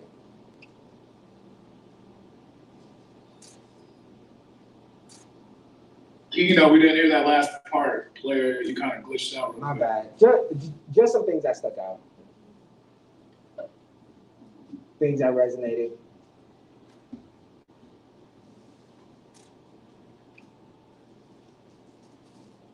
Okay. I was kind of, I had to take a phone call, but I heard specifically, I was like, is this somebody talking at a protest, or is this like, I couldn't entirely tell what it was, but when I heard it, the weirdest thing, but when I heard it in my head, I was like, oh, that sounds like that speech from Americans, which is a song by Janelle Monáe on Dirty Theater. In fact, I want to say it's the second to last, if not last track. I know that. And so I was trying to remember what it was, and the first part is I can't remember the first part, but the last part is something like, because the devil is a liar, and this is gonna be my America by the time it's all over, is the last line. And it's like, I don't think it's a direct quote from a previous President Obama speech, but it's some sort of modification of speech that he did at one point. And so I was thinking about that exact line. It sounded like the exact same person, even though it obviously is not. And so from there I got to like, okay, this is a sermon, this is like a protest sermon of some sort. And then I got to like, I wrote down invoke prophecy, which led me back to grace, like grace as magic. And so I started thinking about what speeches, sermons, what have you, the mix of like spoken word in blackness, which is, I mean, we made that, so whatever. But I guess the root being poetry as something that invokes prophecy, like poetry as like spells and stuff like that, and then like that being the way in which we like speak at protests, in churches, in spiritual spaces, when we just speak, right? Because there's so many times where we're preaching when we're not in any of those spaces. So think about that stuff. Yeah, it's my little bit of prayer. Yeah, appreciate that. Other folks on Zoom, things that stuck out from Dwayne Davis's sermon. And I might add, he wasn't in a church, he was outside. So I was just going to say, for me, the word that particularly stuck out was resurrection, right? And the repetition of the word resurrection just got me thinking of, not only the resurrection very literally in Christ, the existence of it, because we see Black life, Black bodies just continue to be extinguished, especially by the hands of police officers, right? So I don't know, just thinking of ways that my work, both my writing as well as my organization, can help with the idea of resurrection. Absolutely. Resurrection is an uprising. Absolutely. Appreciate that. Anyone else? Folks on Zoom. Bouncing off of that, like a lot of like, resurrection and just like coming back to life and that focus of how much is taken from us so constantly. And it feels like there's kind of a constant grief that we're kind of trying to work through. And I guess my mind kind of goes to grief can also be such like a complex, beautiful thing, and how not focusing on what is taken from us, but like what we create through grief and grieving together, and then what we are giving together. And then it's just, I don't know, I guess blackness is it's a simple form of perseverance, I guess, and how it can be such a beautiful thing, and like giving back to community. And I guess, I don't know, that powerful use of resurrection ties into grief, and how grief can be so much more than the heaviness that it feels like, as long as we're together. And it's,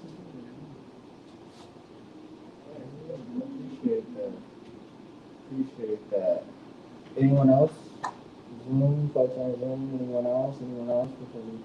Yes, yes. Folks in the space. Things that resonated. The winning days. Absolutely. Yeah. Resurrection, uprising, I have to look at it as a mental state. Come on, Resurrection and uprising mentally. yeah, right. Your mental state being awakened. To know who you are on this planet. Yeah. We are the originators of this planet.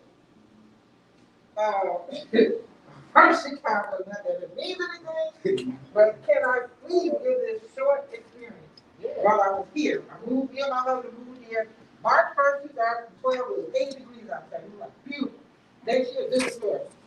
But we moved here, and we like, wow, everybody's so nice, everybody's so nice. And we kept hearing, Minnesota nice, Minnesota nice. I don't know that. Well, I got an experience. I live in Dayton, I live over there, and I had a young white guy call me the N-word. So, by the way, I'm 58 years old. So my first reaction is, your mom.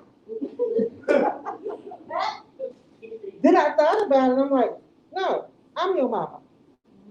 Because you came from me. And you are my child. And how dare you talk to your mother like that? And he looked at me like, that lady's crazy. No, I was telling them, with resurrection and uprising, whatever culture you cook their finger, can you tell me what color that is? Is it blue? It's red. It's red. So we are of this human race. Human race.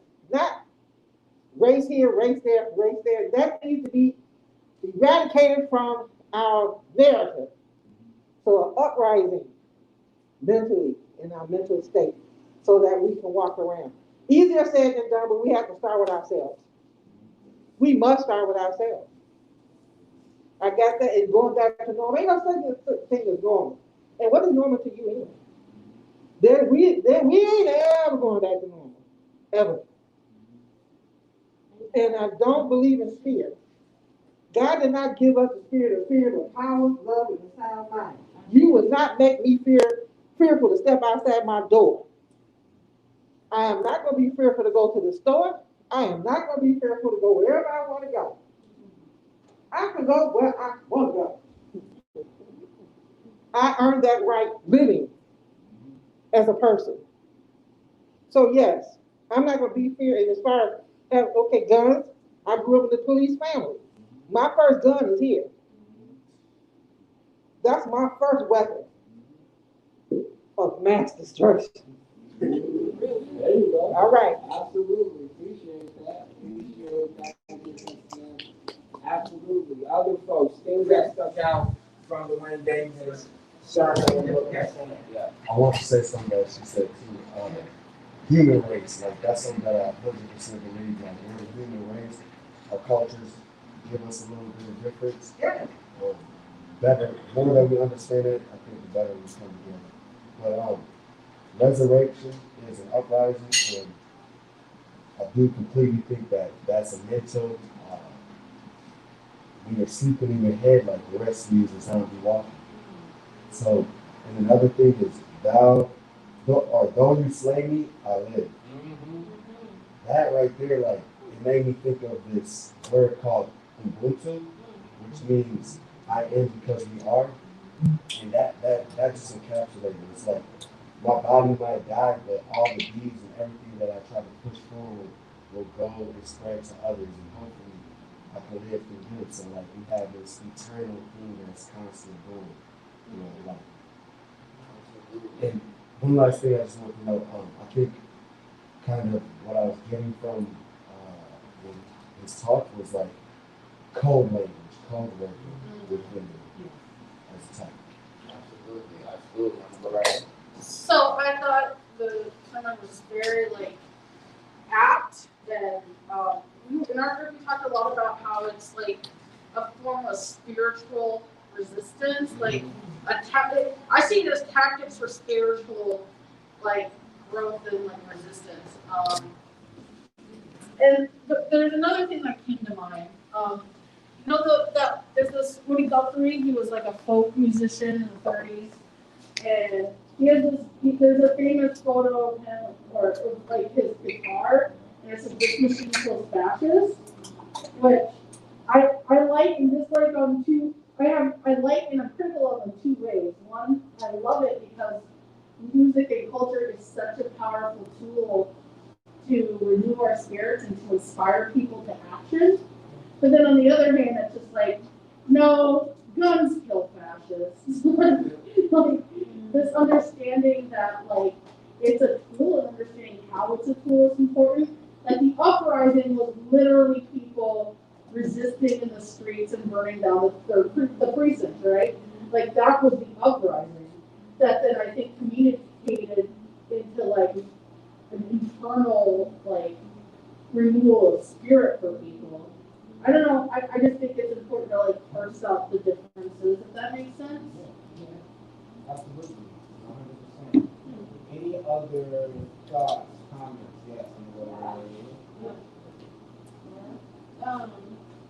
So one thing that came up for me, that stuck out for me was actually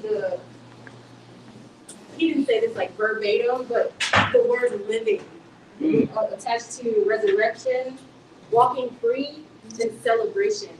I truly believe, in quoting Dr. Joy Lewis, the next part of the revolution will be healing.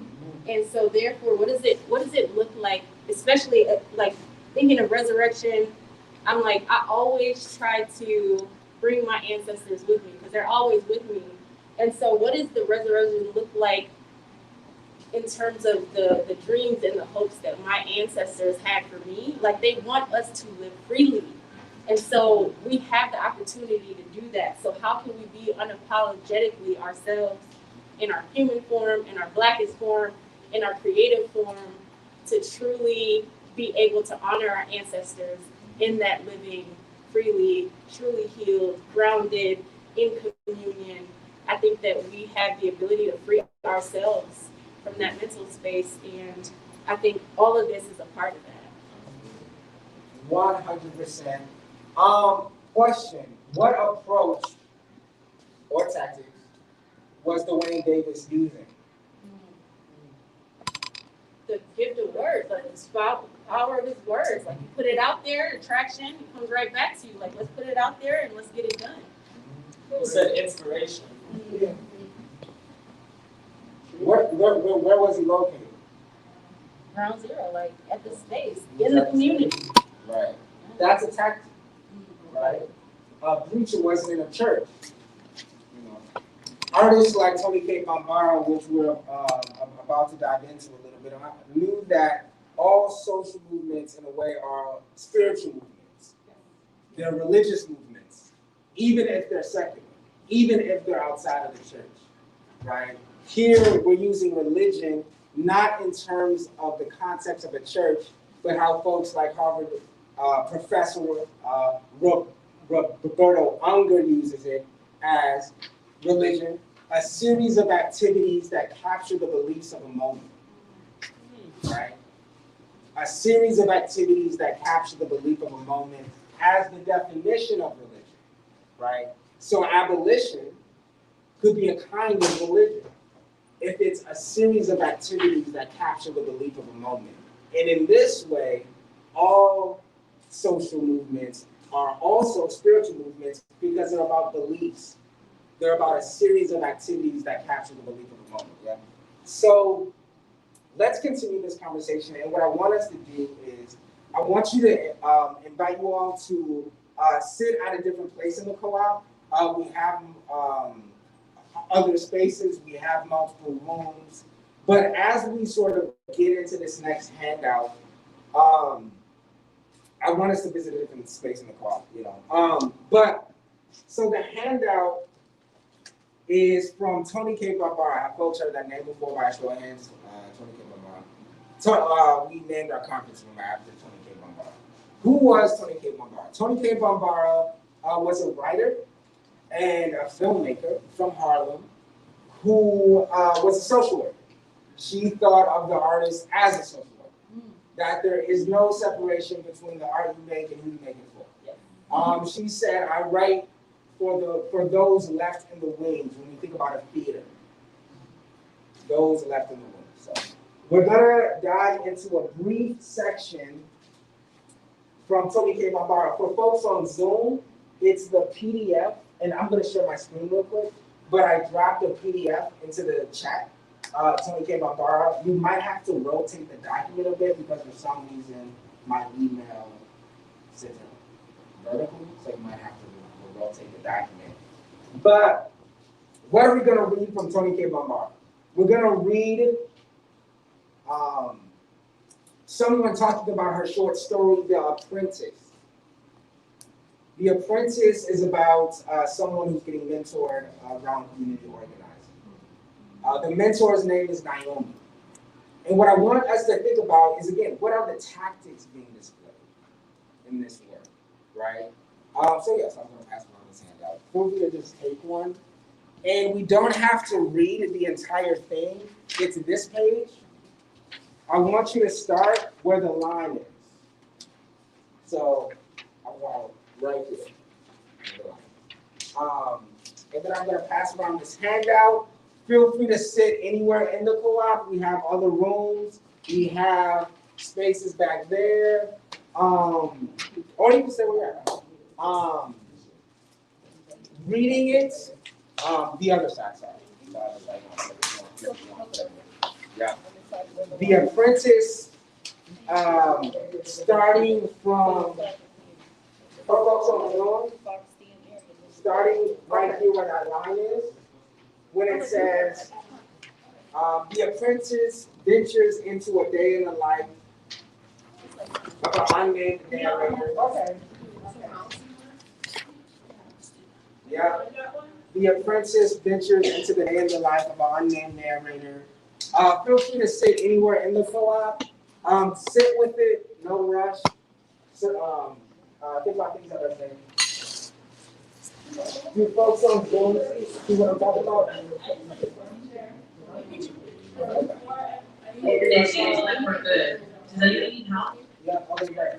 Okay, I heard quiet for 10 minutes. Alright, look.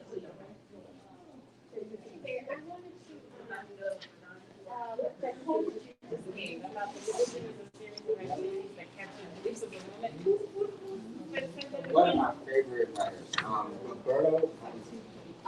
Yeah, he's a law professor at Harvard. Incredible. From Brazil.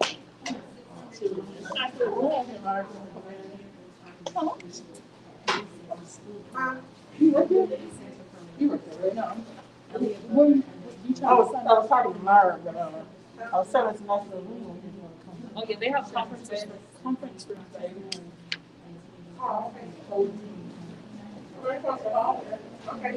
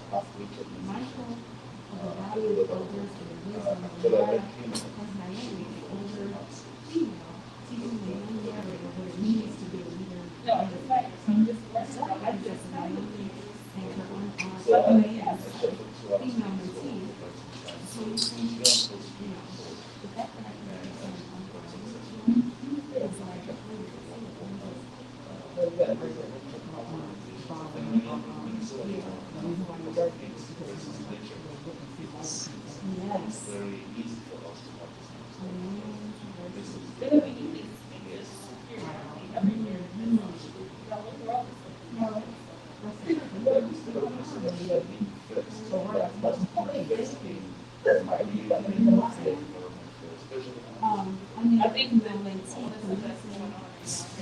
unarmed police You know what I'm saying? But I never Alright, y'all, take a few more yes, yes.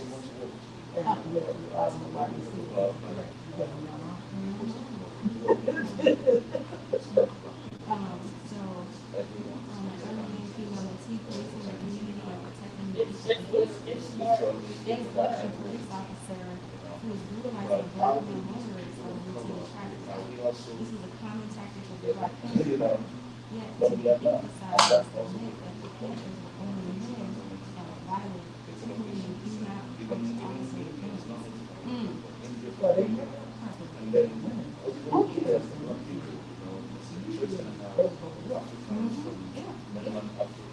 Common practice of the supervisors to carry unloaded weapons. Naomi, it says that in the quotes. Naomi and her apprentices' weapons are feathers, the guns and poisons, and her Naomi demonstrates the activity as talking her mind to the standing officer.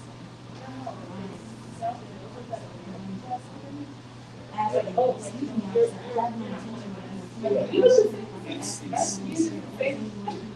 no intention of if that is all right, sir. Immediately, Bombara makes a point that her politics are the same as those of a black national leaders have a very different approach that also conjures results. None of Naomi's knowledge of the law,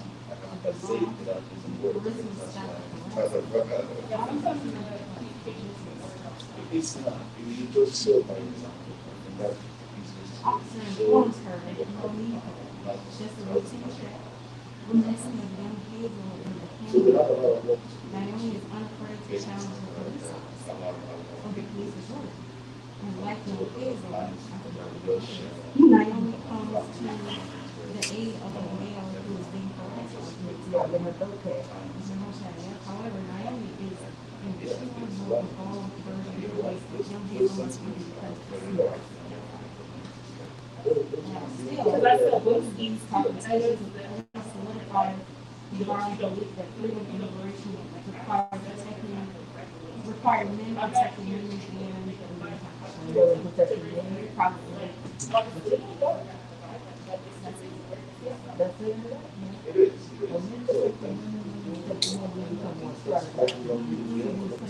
I think it's going to be great society, right? Yeah. Witness to something going on in the community.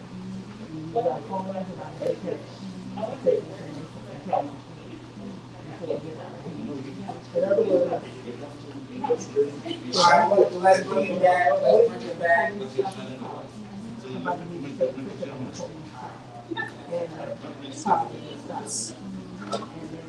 Go ahead and pass it through the media.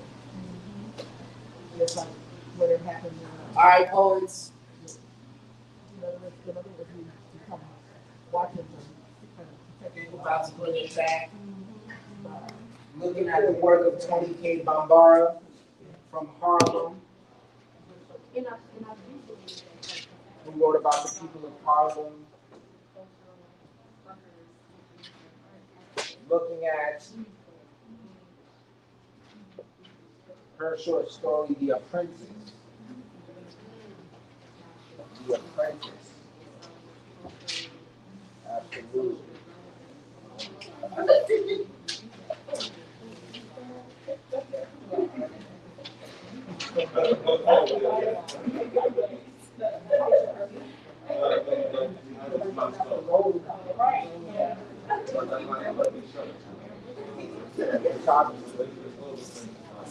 All right, cool. Yes, indeed. So, yes, indeed. So, starting with the folks on Zoom, right? So, we're looking at, so this is from a book about the work of Tony K. Bambara. And the book is called Black People Are My Business, The Liberation Practices of Tony K. Bambara by Tabate Lewis. It just came out, I think, last year. So it's a really, really new book. There's not enough books on the work of Tony K. Bambara, but it's from a book called Black People Are My Business the liberation practices of Tony K. Bambara. And this is from that book, The Apprentice, which is a short story from Tony K. Bambara. What are some things that resonated, right? Particularly thinking about tactics, right?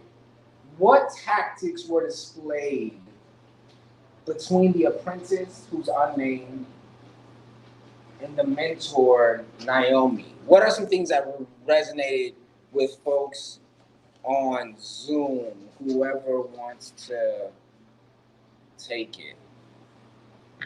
Hey, do we need to read the second page? The one that's not the scan of the book? Yeah, not yet.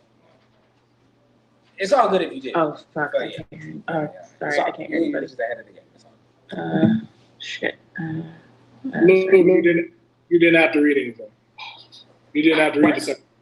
Sorry, you didn't have to read the second page right now. Oh, okay, yeah. Thank you. I have my volume down because the thing, and it's all good. Thanks. So yeah, just the first page scan. Things that resonated, tactics. Thinking about The Apprentice. Things that, yeah. I thought that the use of an older mentor was really important, right? Just because displaying the use of our elders, I think at least is something that we as Americans don't necessarily utilize a lot, right? But I think it's very much ingrained in a lot of African and or Black cultures, right? And I think that just the transfer of information from the elders to the young people is just a really cool way to gain information, to learn about, organizing, especially from folks who have this lived experience, who have really kind of been down in the trenches struggling. Like, it is a really cool tactic. Absolutely. Insights and reflections on The Apprentice by Tony K. Bambara, which follows the day in the life of an unnamed narrator in Naomi, who's the mentor. Absolutely. Any other insights, things that stuck out? I find myself very confused. I feel like there's something that I am missing reading this, because my reaction is like, none of this sounds right. Like from the unnamed person who's learning from the older person, from this idea that, right? So so like when we talk about elders in terms of age, which I understand is a thing, like, yes, like as you grow older, you learn more things. And I don't know, I gotta say, it just really feels like it seems as though this is like somebody's writing about Tony K. Bambara's piece. She didn't write this, I assume.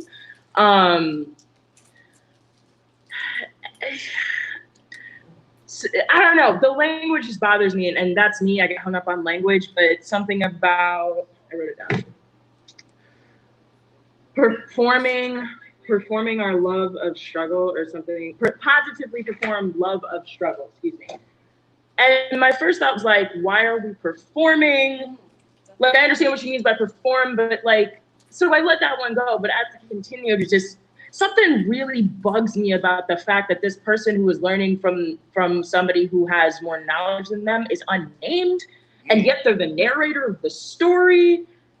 All of it leaves me in a really funky place, and not like a bad place, but it's just kind of like I feel like there's some knowledge I must not have. But I did find a lot of like the quote about like spiritual homes of work, commitment, and love of being I think it was a cultural worker, a cultural organizer, or something like that. Revolution as an irresistible certainty was a beautiful piece. I don't know, it got me thinking about like, what is positive, what is negative, where is youth? And by youth, like thinking about that more broadly. So like, where is the place of people who don't know much in the struggle? How do we treat those people, and how is that reflective of our movement? How do we treat those who know the least, and yet are called to the work? How do we, rather than create a space where it's about, and I don't want to place any intentions on the piece. It just kind of gives me this vision of like, okay, so you're unnamed, it's made clear that you are in a learning position, I guess, or a learning space, learning from this person who is named and who I guess is older than you. And then the whole thing with how they were handling it all just like turns my stomach a weird way. So I definitely something I want to like read more and think more about to figure out why I ended up in that place. A lot of beautiful language though, for sure. Yeah, absolutely. And I definitely suggest to actually read The Apprentice by Toni K. Barra. Toni K. Barra. This is from a book about her work, right? So this is giving the overarching sort of bird's eye view on the life of Toni K. Barra, her short stories, absolutely. And so, any other sort of thoughts from our Zoom folks? Yeah, I guess I feel you, Lou. I guess on a lot of kind of like getting hung up on like language and feeling like a little confused. But something that keeps sticking out to me is like even when I'm reading like books on abolition and how a lot of it is centered about like love and care and how hope like is a radical thing because it can be so easily stripped and stolen. I think that's like so important to teach to young people who can feel like very naive. Because I find myself feeling really naive sometimes for having hope about things. So I like that is such a centered thing, and I feel that in this piece. And also, I guess on the other hand, the sentence that's like really sticking with me in a weird way is making the revolution irresistible to the people. And like that, I don't know. Maybe it is something about having that spark as like a young person going into the revolution and like learning about like how to fight and how to organize and how important that is, but that it's not like, shouldn't I guess necessarily be a romanticized thing. And that it's easy for young people to, I don't know, maybe not young people, just people new into it. Cause I think I feel like this, not realizing the exhaustion and like the trauma that we go through and what all that is. And then, that's why it is important that there is an older mentor who can still have the spark. I guess I'm almost just rambling now and trying to my own brain, it's but all good. Yeah. It's all good. And can I just say, that's one of my favorite lines from Toni K. Barra. The job of the artist is to make the revolution irresistible. But why that word? Why irresistible? Because Toni K. Barra believed in liberation impulses. Yeah. That there were actual desires that motivated this work. Joy. Right? That Toni K. Barra spoke about the friendships within the movement, right? That these things are things that are ends within themselves, right? That while we're trying to abolish the police, we find our friends that will be our friends and our colleagues for decades, right? Because you need those kinds of relations, because we're going to be doing this work for decades, right? So how do you stay fortified over a movement over decades, right? Because that's what we're interested in. So but we need to see the work as irresistible. We need to have liberation impulses that don't reduce who we are to each other, down to down to the front lines. So the front lines are important, I'm not saying that, but we also need the dance party. We need the bonfire. We need the poetry reading. We need, all of these things. Culture. Yeah. So absolutely. Any other, so let's open it up. So to folks in the space. So we're reading The Apprentice. What are some things that resonated, that stuck out, particularly around tactics? Yeah. A tactic of like utilizing the mind more than violence, like physical violence. Right. Like just almost, it just reminded me like some Jedi magic trick, but like real life actually, like how you talk to people, how you conversate to them can really just turn a aggressive, violent person to like more like, oh wait, let me think about what I'm doing. You make them feel certain type of ways. And the importance with, like they were speaking about, the importance of youth and elder. Like, to me, that relationship is very sacred. Like, the closest people to just beginning life like getting through it, and then it causes people to going towards the ending of life. Like that just needs to be bonded more. Yeah, absolutely. Briefly, can someone give a quick synopsis of what the story is about? So like what happened in the story?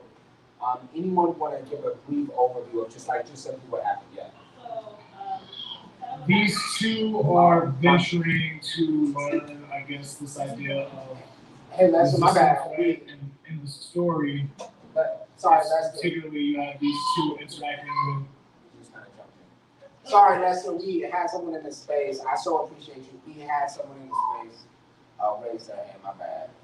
You totally fine. Totally fine. I'm just gonna go right here and let you nice and loud. Nice and loud. So pretty much what happens is there is an unnamed apprentice here that is working with Naomi because she was told to do reception for this person.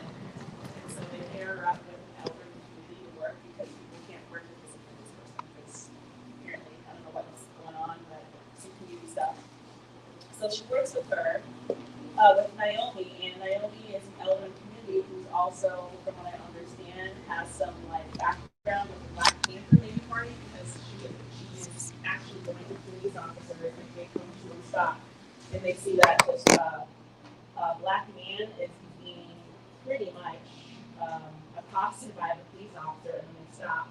And Naomi asks and says, excuse me, officer, and I have no intention of interfering, but she used some of what the Black Panthers did in order to go. And so she usually they are armed, but in that situation, that's how she approaches it. It says, excuse me, I have no intention of interfering. And so that's what the apprentice is learning from her is the strategies that she has learned through growing up with in her background as an elder to promote that in the community. So that's kind of what I got from it. If I'm something else. Anything else?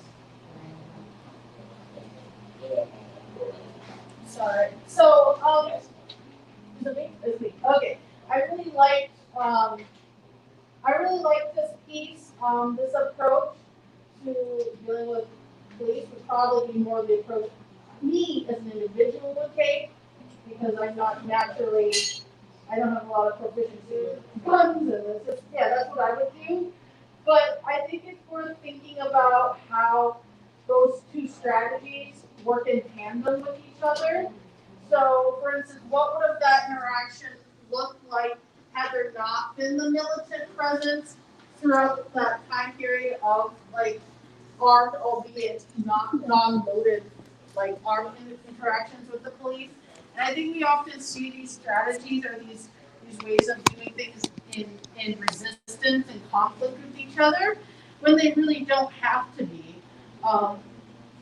Because it's just there's different paths, and I think it's a lot about respecting the different paths, and I think it's noteworthy that a female elder would take that approach, understanding that let's not glorify violence, let's not glorify there's a problem. People have been critical of machismo in a lot of our movements of this love of violence that comes from wanting a kind of power, right? And so I think I really like this piece because it kind of puts forward a different path, if that makes sense. Precise? Yeah. Any other insights and reflections looking at the I did like the positive and productive liberation practice for being an effective change maker. And then as I was listening to everyone, I was looking at the fact of the leadership of the elder teaching the younger, but we must not forget we also learn from the youth. Because the youth, someone has instilled their energy within the youth, and the youth have that, I would say, spiritual awakening to compose it to their era. Because those of us that have been taught in our era, there are, there's always room for growth. Okay? As long as you're breathing, you can learn. So Even though, as a youth to the elder, I also look at it as an elder to the youth. Because they can teach us something. They can also teach us how to see things from a different perspective in order to be collectively capable of being effective change makers. That's one thing I was interested in too. Probably gonna get this book just to see what Naomi is gonna learn from the Apprentice. Exactly. So one insight that I had, like, as Donna, Ray, and I were reading this was the fact that even though I kept saying, even though it says unnamed narrator, I kept kind of almost in a Freudian slip kind of way, kept saying unarmed. Before I even knew that this was going to be a part of that narrative. And we were just saying, like, why is it, so I wrote that, like, all right, let me circle that, unarmed, why do I keep saying unarmed? Especially when we're talking about narratives and storytelling around Black women leading revolutions. We're usually the most that are unarmed, but yet at the foundation of the revolution, in terms of, I think, seeing it from a different perspective in terms of our tactics. Yet it's weird because I find myself as on the cusp of an older millennial generation, oscillating between remembering getting this feedback that my work attitude ain't too progressive in terms of being like really aggressive, but also starting to understand what that refinement looks like in terms of patience and wisdom as a leader and activist, a revolutionary. And so this idea of progressive forces and progressive like tactics is just still kind of sticking with me in terms of like what's the balance to your point in terms of that reciprocity. You wrote down reciprocity towards the end, where it kind of trailed off still both of these confrontations with the police solidifies Brevard's belief that freedom and liberation require men protecting women, and we thought it said women protecting men. And so I think that goes in terms of generations too, that's being highlighted here. But yeah, and also around this idea that making a revolution irresistible for the people through the medium of art made me think about like, all right, what's the difference we were talking about here that's maybe being highlighted through action with Naomi, and it's this idea of posing questions. At least that's what my mentor said. Like, he's like, you know, in terms of refining, instead he's like, every single time you try to put something out there, this is like my mentor said it to me, like you're always like, boom, just put it out there, and he's like, pose it to a question, invite people into the conversation, make them think it's their idea, help to incorporate that in the way that you're doing. And I think about Naomi's approach with the officer, which is, I'm going to pose a question. I don't need to intervene, but yet it's her tactic to intervene with inviting this officer to have a dialogue and also saying that we need to give this other man a choice in the way that he's being treated. And so it's good stuff to kind of chew on in terms of how I'm even thinking about how does this apply to what it is that we're doing here today, how we're going to use our mediums to actually develop the tactics, and who's going to be in the room to help us kind of cultivate that. So, yeah, absolutely. And particularly think about grace amongst each other, right? Because the unnamed narrator, we have a lot of questions, like, is she okay? Yeah. Like, does she feel isolated within, community organizing work? Given how the descriptions in the piece, right?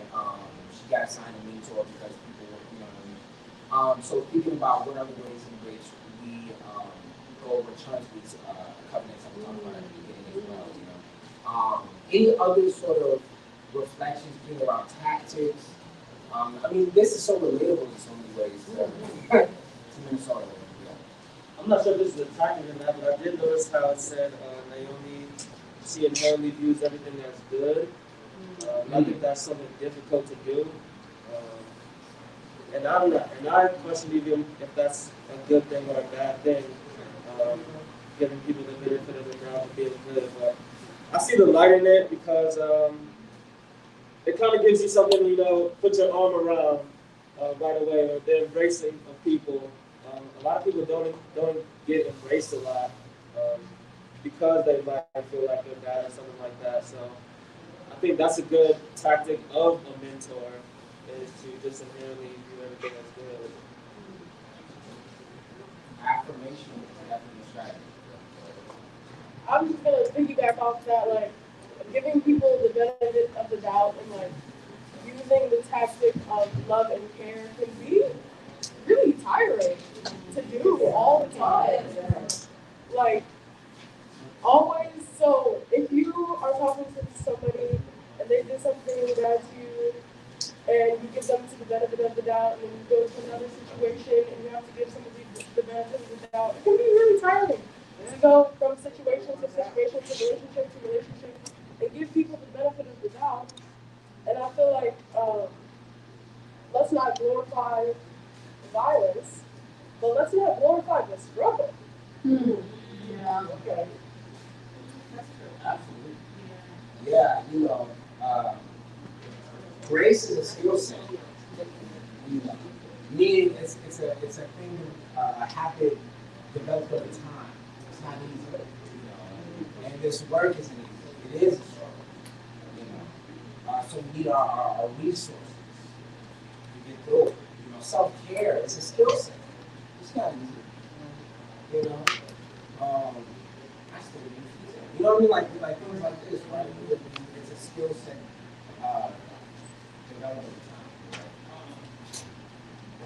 Even to add on to that, I was thinking about that too. Romanticizing like the struggle, romanticizing certain aspects. But also, I think with being in the work and like kind of to what she was saying about how hard it is to even just have that. Even if you have like you're one of those people that are super empathetic and whatnot, and like giving people, you still are a human being. You still get angry. You still get frustrated.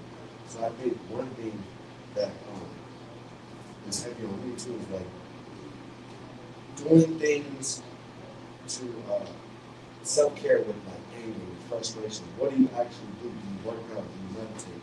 What are those things looking like for you if you are the type of person that gives everybody the benefit of the doubt or you want to show up a certain way? Like you have to be honest with yourself when you're not feeling like giving that love and giving that care to people and maybe type of stuff like that.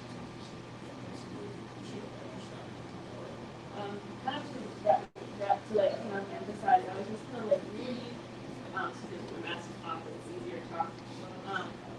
It's really, really cool when you're looking at all of this to look at the choices, liberation.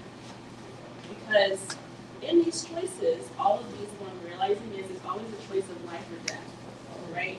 So this narrator who is negative, right, choosing like to be on this other side, right? She's pairing the mentor who's life, right?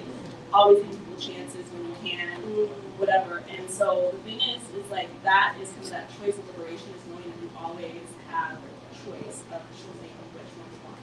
And so that was really cool to like kind of see how my resurrection, all that good stuff is good. Choose like life or death, right? So it's really cool. Absolutely. We'll go right there. Yeah, I just wanted to kind of elaborate on what he was saying about self-care. Like, so a lot of people that aren't self-aware, they believe self-care is putting on a face mask or, getting my nails done or getting my hair done. But self-care is literally self-care, taking care of yourself. When you notice when you're not balanced. And so when you have awareness, you're like, okay, I'm not balanced. What am I going to do? Like, how am I going to keep my cup full so I can pour to others? Yes. Yeah, I was going to say she came from a position of strength and power, or an office of before he was strong. She was able to de-escalate the situation with just her words, her mind, her intelligence. So that itself is pretty powerful. I just want just to speak on the having she thinks that everything and everybody's been totally good. And sometimes that can be a good and bad thing. You get that person that likes to give everybody the benefit of the doubt. I think everybody deserves that. But sometimes that can be hurtful to you. So you have to ask God, you have to ask whoever for discernment so that you can discern. And then also have, I don't throw around the word, the name elder. And somebody can be your elder that's 2 or 3, 4 years older than you. And they can have an insight that you don't have. And they bring you back down to, you know. And she's laughing because she knows who I'm talking about.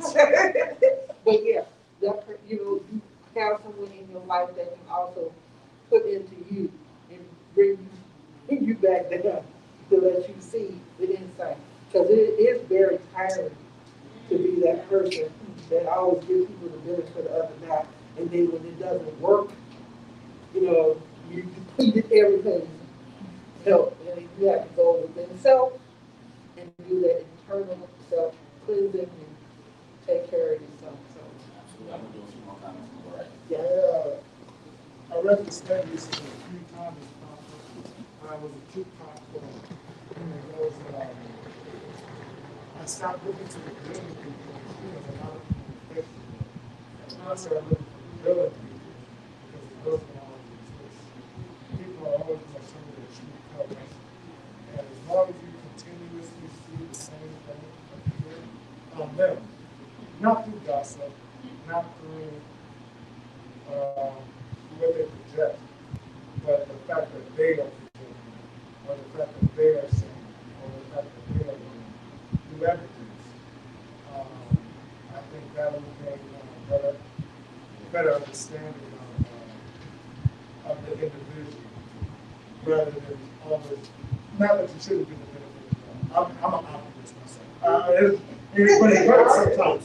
It hurts because you continuously are like, well, I'm going to try to realize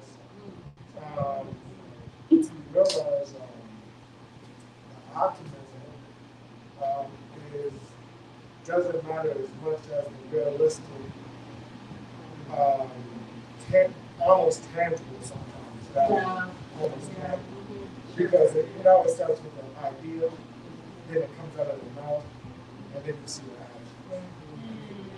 Logically think that's the same as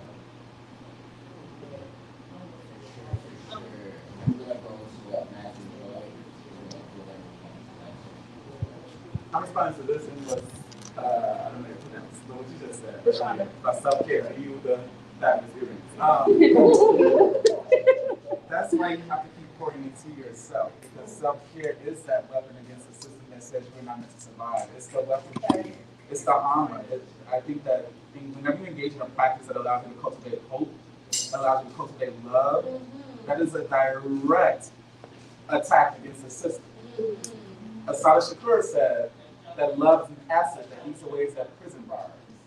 And that's the same reason that R.G. Lord said that self-care is political warfare. You are waging war against a system that says you are not meant to survive. Absolutely. 100%. And speaking of self-care, Black people, tacos and lunch. Yeah. So let's take a break. We're gonna get some food. We're gonna get some tacos, and then we'll meet back here around 2:45. Cool. Great. So let me. Oh yeah. So for folks on Zoom, so we're gonna take a lunch break real quick, and we're gonna meet back at around 2:30, 2:40. It's